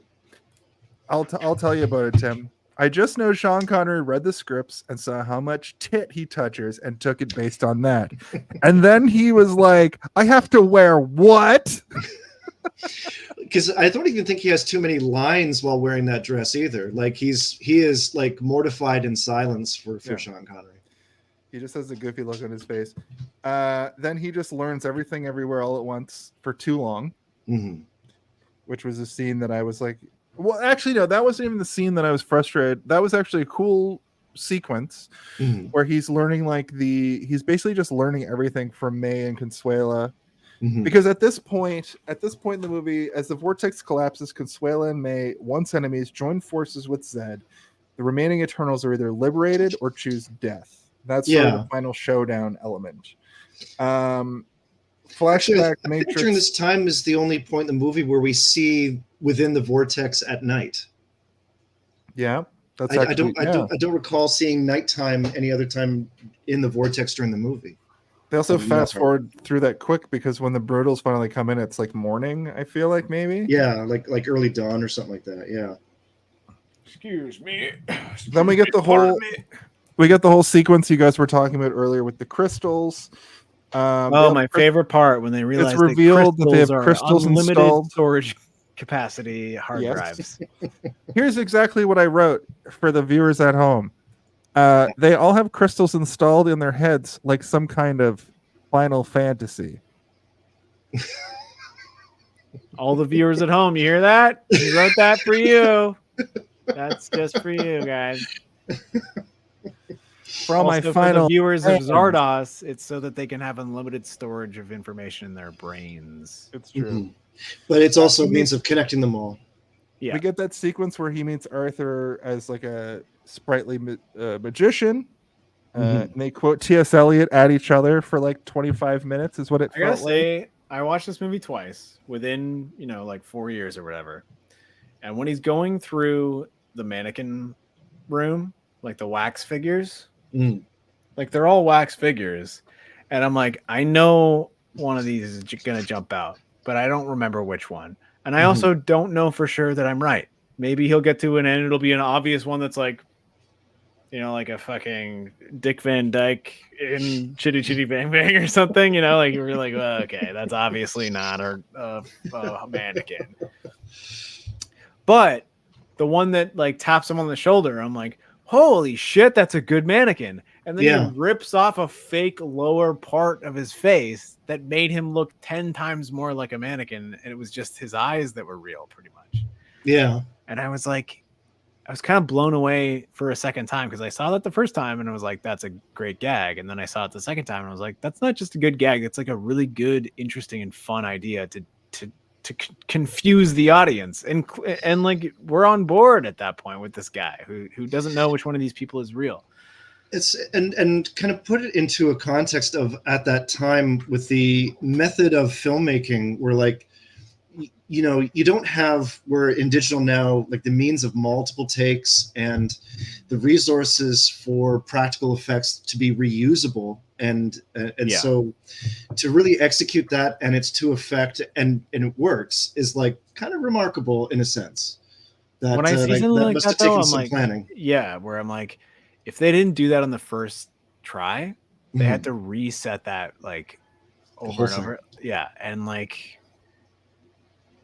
I don't know if you guys have ever worked on like a movie set before where something doesn't go right the first time and you're like, fuck. Well, I can only imagine. It's the worst. It's the worst. Like to the point that you're like, fuck it. I don't even want that in there anymore. Like, I don't want to have to sit here. I worked on a short film as like just like a hurry up and wait person to like set up. Oh, a bearded man on the set. Yeah, you were one of the bearded men on the set. I was one of the bearded men. No, but it like if they messed up a shot, they have to reset that whole shit. And that's why I learned that I don't want to like get into like being on set and filmmaking because it's thankless and you're not paid when you're early in the biz, but also there's no glamour to making movies, really. If you're the person with the vision, there is, especially when you see something happen where you're like, I want this exact thing to, and like this is, or if it somehow exceeds your expectations, you're like, holy fuck, that's even better than what I thought. But when it's something like that, where it's like a quick gag of like ripping a thing off, like I can't imagine like the Freddy Krueger movies and shit. Like I really don't think that anybody working on a Freddy Krueger movie is like, I've been dreaming about making a Freddy Krueger movie since the day I was dreamed of being born. He killed me in those dreams, and then I'm destined to make these fucking movies forever. And also think about the movies, the big like blockbusters that they have actors like that are method actors, and they go into the wilderness, and like the Revenant, like they go and do the things. There was an interview with some of the original cast of Mystery Science Theater 3000, and they were talking with people about making fun of bad cheesy B movies. and were the ones that you hate. And I forget which one of them said it, but he said, like, we don't really hate these movies. We're kind of awestruck that they managed to be made at all under the circumstances, and that like this is really tough work that even the worst movie takes effort to bring to the screen. That was something that, like, for a long time, Tim, especially you, I was like so interested because I love watching those movies. Mm-hmm. And I thought there was like a way to do it with friends that we could film it and like just watch them. And then you see things like Red Letter Media and you're like, oh, well, it's already been done. Mm-hmm. But I still believe that we could. The three of us here right now. Red Letter Media is in the DNA of this. The fact that I have little things that I do, I would love for us. I'm not even talking about them so much as I'm talking about us with storyline. It would be fun just to do that anyway. And there's always going to be whether it's you view them as trailblazers or people that just kept the torch lit for any of these kinds of interpretations. Like Weird Al Yankovic, though he doesn't do parodies anymore because the amount of time it takes for someone to do a parody of a new song is like milliseconds these days. Yeah. But people will still do it, and he's happy that heritage is carried on. Like I'd be totally into just watching a movie and laughing at it. It's and not finding even like fun. I don't want to do it because it already exists. It's just that like I already do it all the time with like one specific person. That we just, and it's legitimately because we love watching them. Like we don't do it because we're like, let's punish ourselves. Like we sit down and we're like, let's find the shittiest rated thing that we can watch just because it's fun sometimes. There and like wreak havoc on something. In my early 20s, I did a quest of watching the bottom 100 worst rated movies in IMDb, and I have a fantasy of having that be a month. Oh, just like a cheesy movie month. The thing is, Jason, it's not going to be fun to talk about them. It's going to be fun to watch them together. That's the thing. You have to realize that part. Like you need to watch them together. You can't just like be like, let's watch this shitty movie at our own individual homes. Yeah, sometimes talking about Baby Geniuses too is not really all that fun.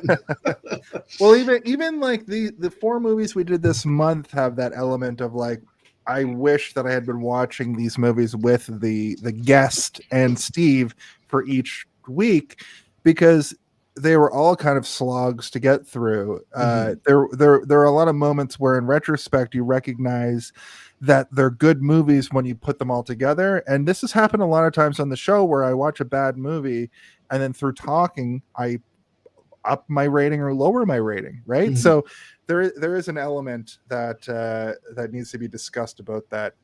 However, let me get through some more of this. Let's get to the end of this movie. I thought we were at the end of the movie. Yeah. Consuela tracks Zed down, but cannot kill Zed.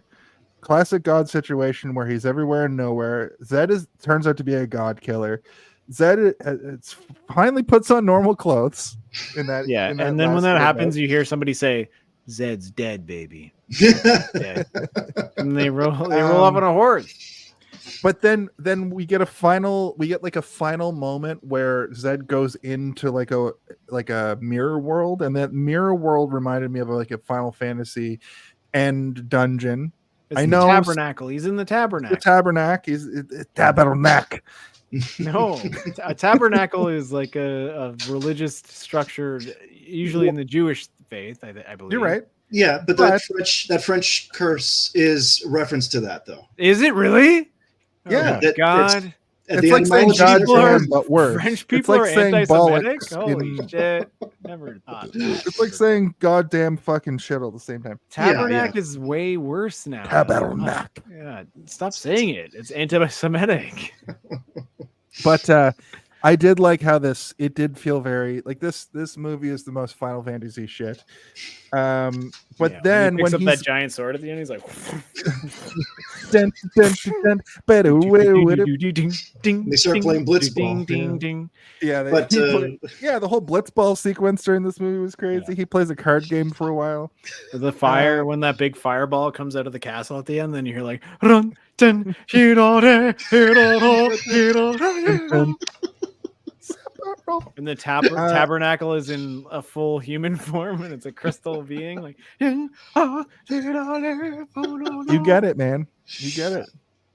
That's what would happen if this was Final Fantasy, right? So he shoots himself. The vortexers start destroying the art. There was a cool backwards effect where he's walking through, sort of like parting the Red Sea almost, but they did like a reverse thing where they're jumping back up onto the ledges that they're on. I thought that was an interesting, fun part. Mhm. He's basically the Messiah, which is pretty, it's laid on pretty thick. Zed brings the crystal to the old man. Zed was created to buck the system, force the hand of evolution. The oldest man dies, and the Zardoz head shows up. May I have a quick theory sting? Oh, you got it, buddy. So my kind of theory for that little part where he's able to have this kind of manipulation of time and space and guiding them out of that scene before they could be attacked is that, like, in his experience with the tabernacle, that he's been given a shared portion of the psychic powers that the other immortals have, which kind of makes him more or less their equal at that point.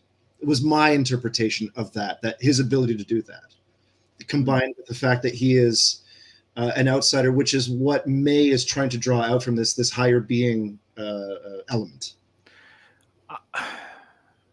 I thought that the Zardoz head showing up was the plan coming to fruition.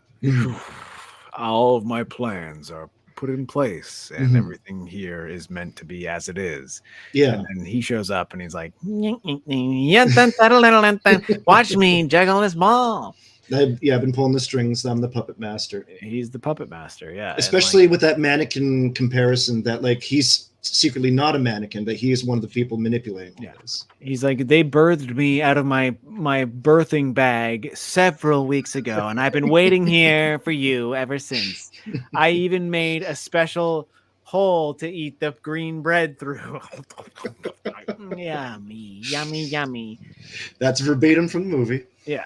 And I think that this is his moment to tell Zardoz, or Zed, I guess. I mean, he is Zardoz at this point. He becomes Zardoz by the end. Like, I am Zed. Zed stands for Zardoz, and Zardoz I am an executioner for. And blah, blah, blah, blah, blah. Yeah, Zardoz now is chosen. Irish. In the final had a good scenes, Scottish going, and it went to Irish for some reason. Darby O'Gill and the Little People. Yeah. In the final scenes, Zed and Consuela leave the dying vortex, symbolizing the rebirth of humanity. The final shot is of their skeletons as life and death are restored. The ending was deliberately ambiguous, reflecting Boorman's belief that humanity's future is uncertain, but evolution and change are inevitable. So we get that final scene where the Brutals come and they kill everybody indiscriminately. They die in all these brutal ways. But then you just have Consuela and Zed just leave, and they go into a cave, and we get this like really interesting like cave. Well, they go into the crushed head of Zardoz. Yeah. It's not a cave, man. It's the mouth. It's the mouth of Zardoz. They live inside Zardoz's head. But we see this unique, I've never seen anything like this in a film where they sit down and they're just sitting there. Well, she's pregnant immediately. So there's like this passage of time. We see the kid grow up, they age, and they just age into dust. And we talked about this a little bit earlier where the makeup for them aging is like offensive almost. It's of its time. Bad. His makeup doesn't change for like at least 3 transitions, and then his hair gets like slightly gray on the side, and she's gray, like, but she's like melting, like, and then like his gets grayer on the top, and then the next one she looks crazy, and then he has long hair, and then they both start to slump over, and then they turn into skeletons. Yeah. I think Yeah, the she- last two are the only two that he has makeup on. For. Yeah. He's like, I'm not sitting in a chair for this long, but what? You're going to make my crow's feet deeper? The crows have come for me. You cared for Whereas, me like, already. immediately she looks like the woman giving the medicine to Falcor, a never-ending story. Yeah.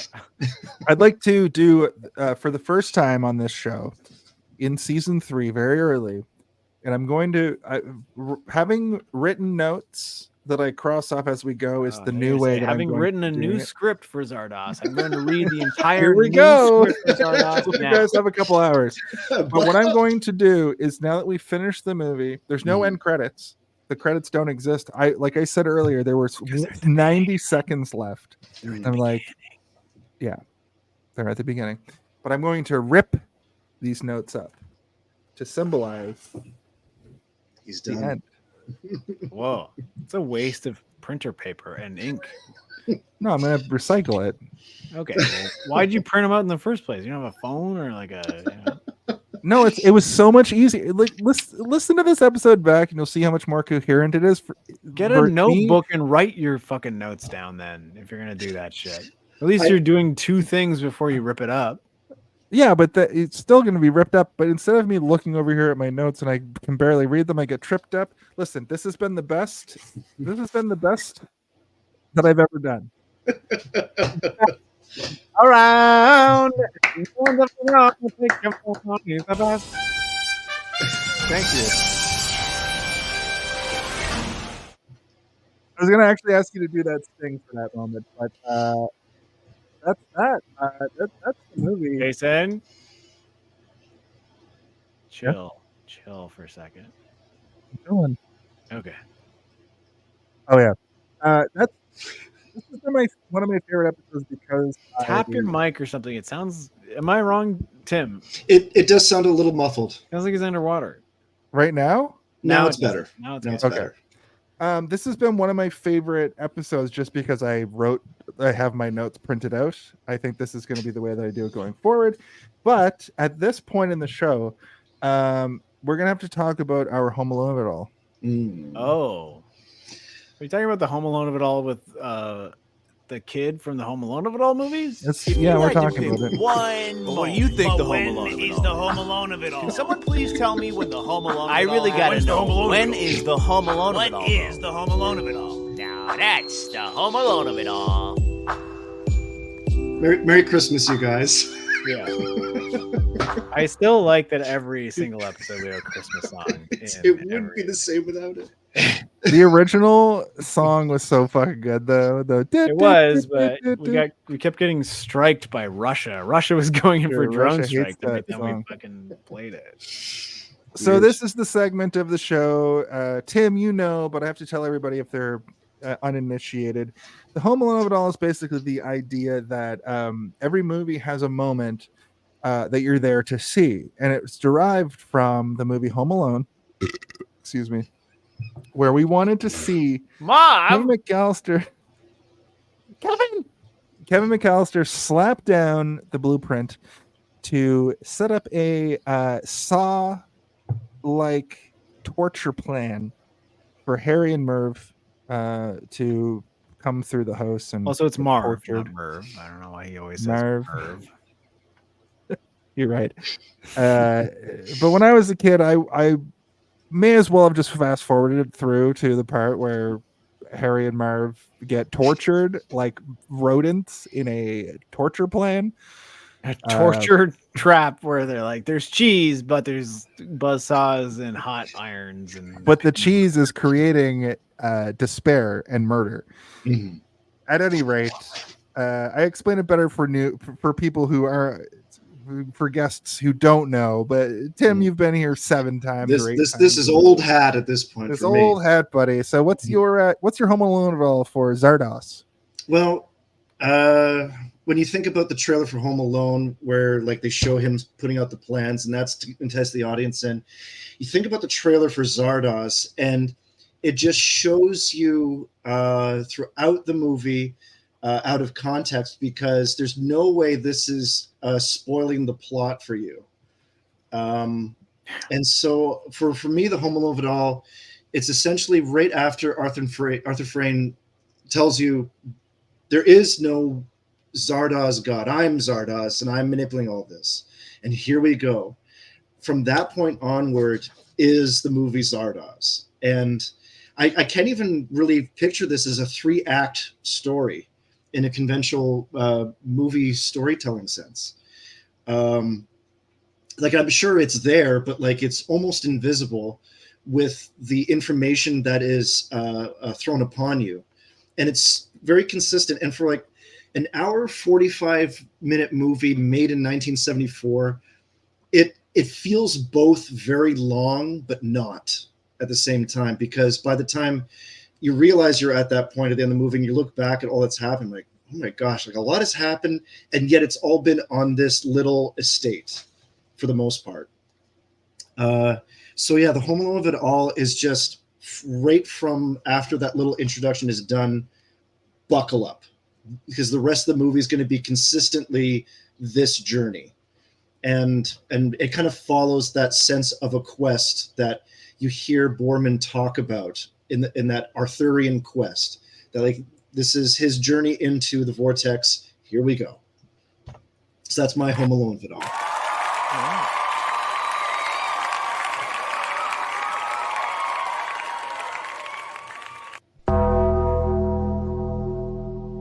I think that's her final thought, Steve. What? Oh, sorry. You're right. I forgot. Steve, what's your Home Alone of it all?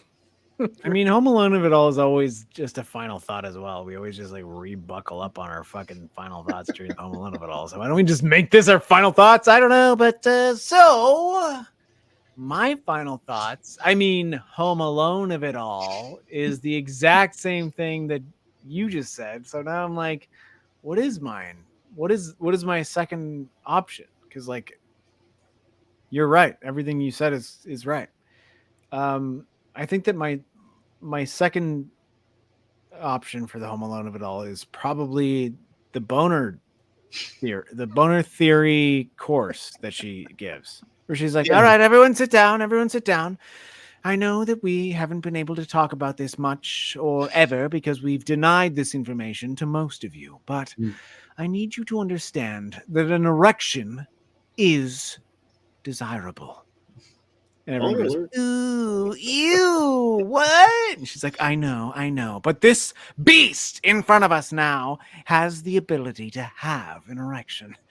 That's when the movie starts to get more interesting for me. Where I'm like, okay, there's more to this than just he's like why am I in here? And everyone's like, we have to study him. And she's like, this guy is a dick and we can't get dicks around here very often, not from these fucking twinks. And the twinks are like, oh, what do you mean? So yeah, that's my Home Alone of it all. The boner, especially when it like goes from like a flaccid dick drawing to like a like a Disney, like somebody from Disney drew that for sure. It does look like something from the Electric Company back in the day. Like 1, 2, 3, 4, 5, 6, 7, 8, 9, 10, 11, 12, boner. Where they're like, breathe. Boner alert. Yeah. The Electric Company said, balls,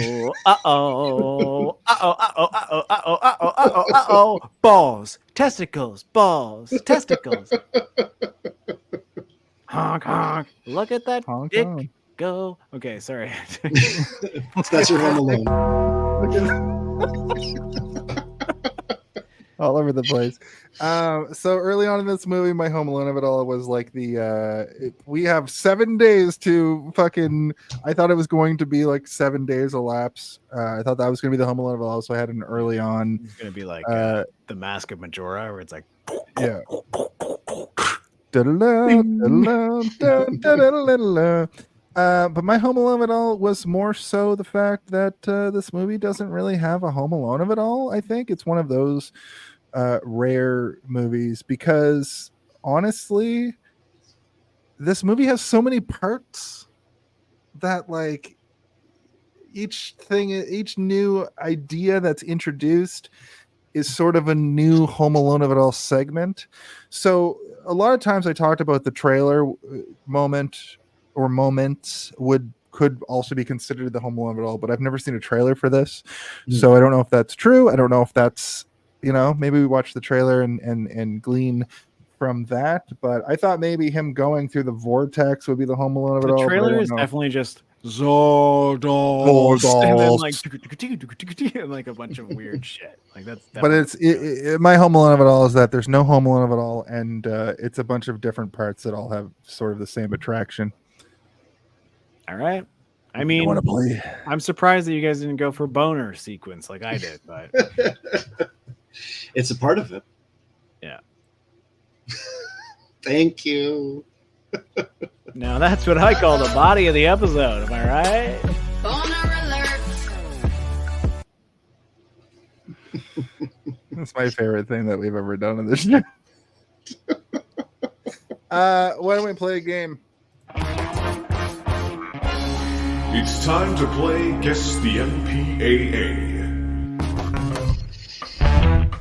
What's up, everybody? My name is Zardoz Montgomery, and I'd like to turn it over to my co-host, Steven Zardoz Montgomery. We're brothers. To tell you the rules. Hello, my name is Steven Zardoz Montgomery, and I'm here to tell you the rules of this game. Guess the MPAA. So, what you need to do is guess a number between 0 and 999. 0999. It could be 555. It could be 444. It could be 777. It could be 901. It could be 102. It could be whatever you want it to be, Tim. You just need to guess the right number. Now, let me add some additional context. The MPAA, the certificate number, is a number that's given to each and every movie that's rated by the MPAA. When they slap on a rating, like rated R, rated PG-13, rated NC-17, and there are a couple caveats. First of all, I'm going to give you the first two digits, which are irrelevant, because it is a 5-digit number after all. Which, Tim, you've played this game a multitude of times at this point. You know that. But now, if you guys come to a stalemate, I'm going to introduce a new thing that we introduced last week, and we'll be introducing from here on out. You'll have to guess what the gross earnings were for this film, and you'll get an additional guess. We'll get to that when we get to it. I think the gross earnings were Sean Connery fondling breasts the entire time. Am I right? Hello, excuse me. May I squeeze your breast? A quick honk honk if I But let's, the guest always goes first. The first two digits this week are 2, 3. Tim, what's your first guess? I've been practicing numbers all day. Okay. 774. And I will tell you if it's higher or lower, and it is lower. Steve. 500. Tim, higher. 602. Steve, higher. 707. Tim, your final guess. It's lower. 699. Steve, your final guess is lower. 666. Now, the answer is higher than that. I will actually now ask. That's so close. I will actually ask you both for an estimation. Price is Right rules. Highest without going over will allow you to have one final guess. Tim, what is the box office gross for this film? Has to be worth more than a carton of eggs, that's for sure.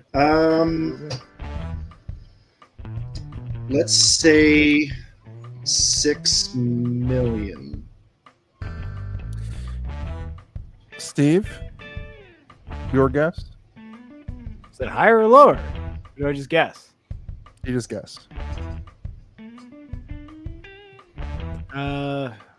2 million. Well, unfortunately,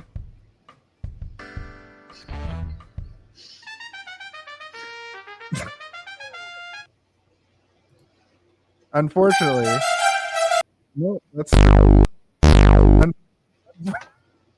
That noise actually hurts. unfortunately, neither of you get an additional guess because the budget for this film was 1.57 million. The box office gross was 1.8 million.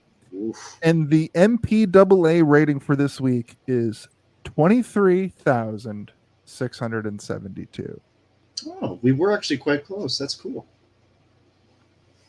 I'll take that as a win personally. The MPAA, everyone. The MPAA. Wow. Wow. We had so many people tune in right at the end there. They know when the game's going to come. They know it. It's true. Yeah, maybe Tim's right. Maybe people love the MPAA game. It is the world's best game. It is the world's greatest game. Thank you guys for playing. I love the fact that the MPAA rating was clear on the screen in the first 1 minute of this movie, seconds before they said the name of the movie. But what I will ask you for now is your final thoughts. It's time for our final thoughts.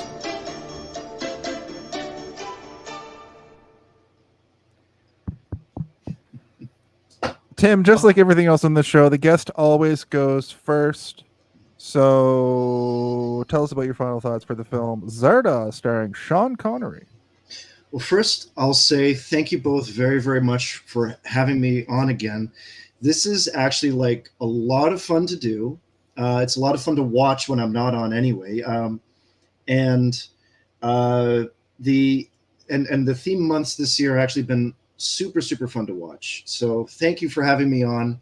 It really means a lot. I really enjoyed doing this. And thank you both for indulging this idea again for this movie suggestion. And I'm happy that it did turn out into a fully fledged theme month where you actually explored a lot of other interesting movies that I wouldn't immediately assume to check out at first. So things like Flash Gordon, Rollerball, and Barbarella. It's interesting to actually have all these kind of compared in that same ecosystem with Zardoz. So thank you for indulging on that. And I'm actually happy that it was not a slog. That was one thing I was kind of worried about coming into this. It was just like, this movie can be a lot and it's not for everybody. So you both were very open-minded into taking it on. I really, really appreciate that too. So thank you very much for all of that. My final thoughts for this movie, I wouldn't ever even qualify it as good or bad, but it's an experience. And I wouldn't call it required viewing for everybody. I would say this for when you kind of register someone's exploring, when they say I want to check out something a little different. This is something that you suggest along that path, that this is something to check out to introduce new ideas and people taking chances in filmmaking, people that are trying to tell something a little different, especially given that this was in the 70s. And that makes it stand out. And it kind of arose under stressful circumstances, as you mentioned at the beginning, Steve, with the complications with the IRA at the time, making things a little difficult for them. The casting issues where they had Burt Reynolds in mind at first, and then it became Sean Connery. So the fact that this even exists is kind of a triumph unto itself. And I do know that it has mixed reviews from all sorts of different people, and I kind of stage away from that and say this is something a little different. And I don't mean to say that in a snooty, heady sense, but just that this is fair to let it be its own beast and its own brutal, and let it happen. And so, is it brutal like a brood of brutal humans? A brutal, oodles and oodles of brutals. But No, yeah. Once again, thank you both very much. And if I were to give this a rating in the context of Zardoz, I would give it a two-sided head on one exterminator. There we go. Fantastic. Thank you so much, Tim. Oh, I forgot about clapping. And thank you for having Sammy on the show tonight.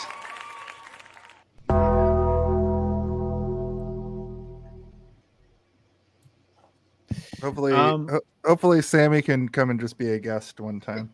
Yeah. Steve, your final thoughts. Meow.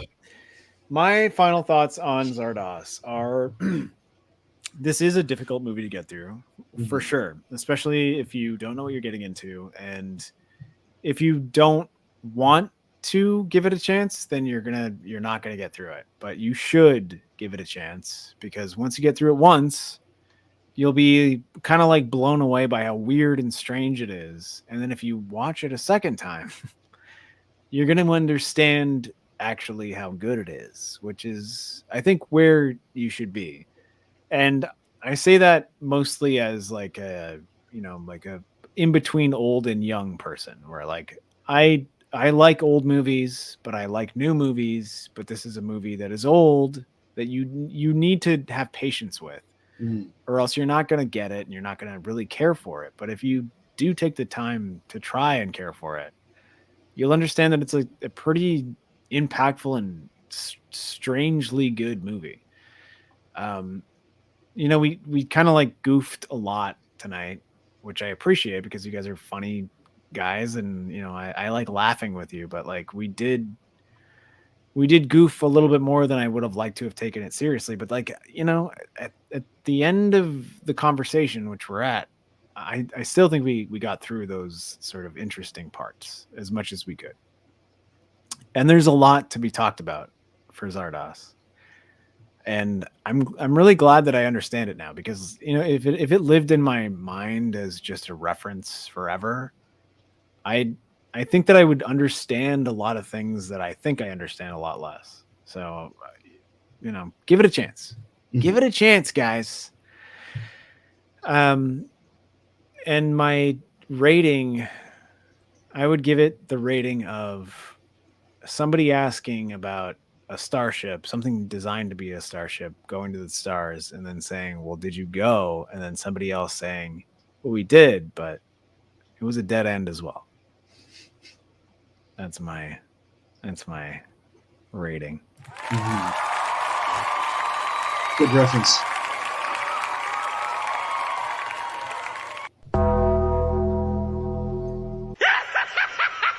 Chucky, you said you were going to laugh at that. I told him not to laugh if I said that. Oh my God, what a dick. Don't fuck with the Chuck. Can you guys hear me? Chucky's always messing me up. Yeah. What's ironic is I did actually have my final thoughts written on this. Oh, you ripped it up? You ripped up your final thoughts? I ripped up too fast. Which is my final thoughts for just kidding. Okay, Chucky, you're allowed to laugh at that. Oh God, he won't stop. Jesus. This was better than I expected based on only knowing about the costume. That's true. I thought it was going to be sillier, but it was pretty hard sci-fi and had a lot of serious themes. Great way to cap the month. Just to go a little bit beyond that, there was a lot to talk about, and I'm glad that we took our time. This is one of our longer episodes, of course. We did start a little bit late, but then I got 3:47 on the live clock right now. So this might be our longest episode ever, but this was one where I just wanted to talk about it till we talked about everything. And I think there was some stuff still left on the table, and that's fine. I look forward to seeing how people react to this episode as well, because I had a lot of fun talking about it. I give this movie a 3.4 out of 5. So I lied in the beginning, but I also give this living a whole lifetime in a cave, because it had some seriously boring parts.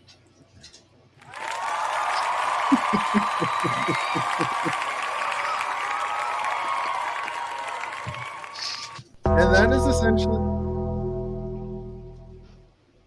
The Undertaker is rude. I love it.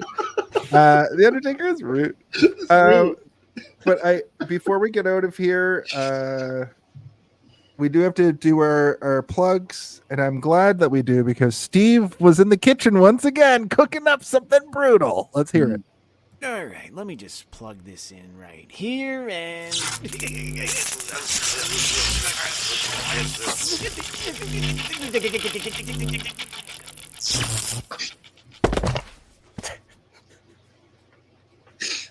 I think he died. He died at the end. That was died. fantastic. That was so good. Jason said, "Do one for a plug," and I was like, "I don't know." He gets all shocked to death. I like it. I like it a lot. Okay. Tim, do you have anything to plug? And if you don't have anything to plug, do you have a message for the world? Be kind when you can, and it's wild out there. But think of the good things and think of the good folks. And if it ever gets rough, you find those people and you talk to them and see how they're doing and find the good things to share with them. And be well as best as you can. Awesome. Well, thank you again for being on the show. You're welcome back whenever you want, of course. You're one of our favorite guests in the Rogues Gallery of Hey, Did You See This One? Thank you very much. You're quite welcome. Steve, what do you have cooking up in addition to two of the best stings that we've had thus far? Well, I am in a game called Dominica. I'm in a TV show that has to do with rock people that are coming out. That's coming out soon. When I have the permission to give the name of the show, I will. But it's going to be great. Sounds really cool. The Darth Theorist, obviously, keep checking that out. We love it. We're growing every week, and I've got a lot of other kind of like irons in the fire. Is that the saying? Tim, you know sayings. That's the exact saying. They're red hot. They're burning. Mm-hmm. But just keep looking for me on YouTube, and if you need anything done, just hit me up, man. I'm good. I'm a good narrative voice. I know my voice is a little pooched right now, but it's because I was doing voices like Canadian submarines are more scary than you think. Like all day. I've been doing that all day. Awesome. Well, thank you, Steve. Oh, thanks, you guys. You didn't have to. No, you don't have to. But hold on. Let me just put my finger in. Let me just plug this in right here and. Is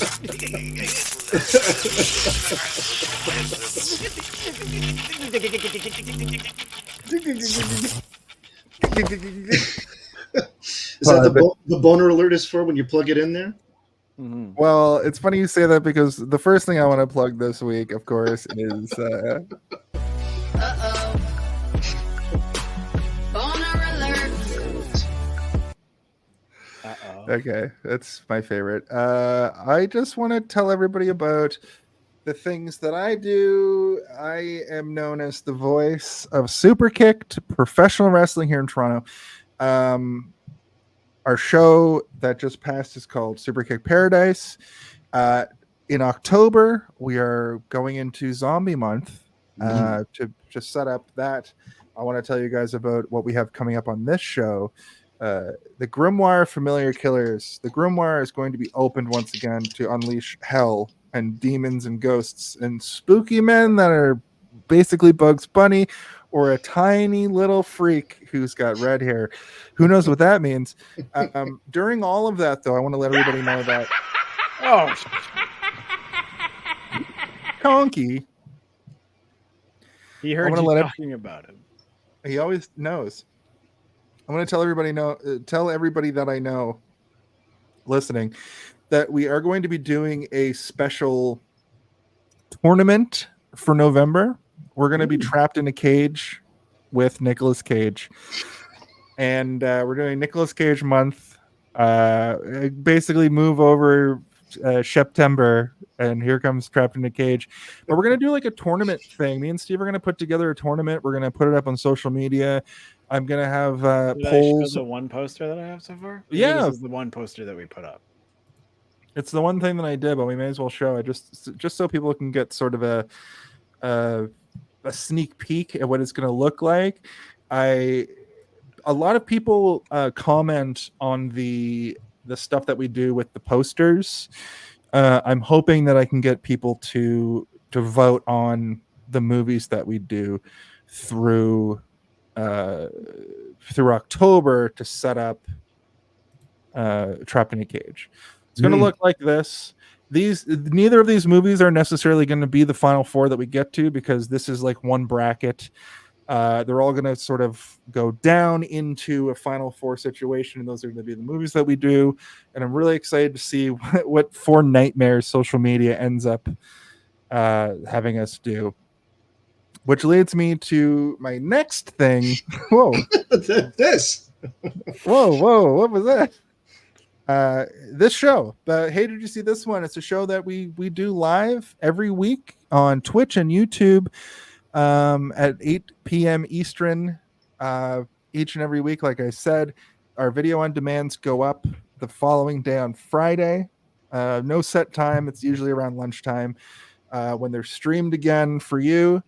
And we've had some doozies this month. We had some really good things come up, and we have some great things coming up going forward. And that's the end of the show. So I'll, of course, do the ending because I've manufactured it this way. But Tim, there's one question you have to ask yourself, and that you have to ask each and every person that's listening to the show. Speaks to you. Hold on. Zardoz is speaking to you.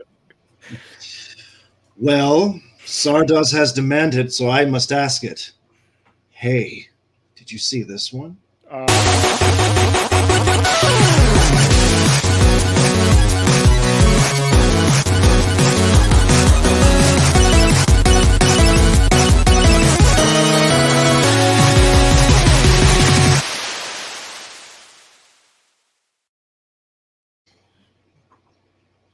Say something funny. Excuse me. I heard that I'm a ghost. I'm a horrible wife-beating ghost. And I heard that you were going to make a whole month about me, and you decided not to do that. Yeah, that's true. That's true, Sean. Why? Well, we had to make sure that we decide to do September. We had to make sure that we weren't, platforming a wife beater, as you said yourself. I only beat one of my wives. Beam up some Star Trek content with Live Long and Podcast. Tune in to X-Rated, the X-Men animated review show. Artistic interviews with graphic histories. A roundtable movie discussion with Hey, did you see this one? And movie reviews with Hold Up, a movie podcast. And while you're at it, spin a few records with Eamon on Track. Watch us duke it out on trivial debates. And let's chat about TV with the Super Mater Brothers. It's all here on the United Federation of Podcasts.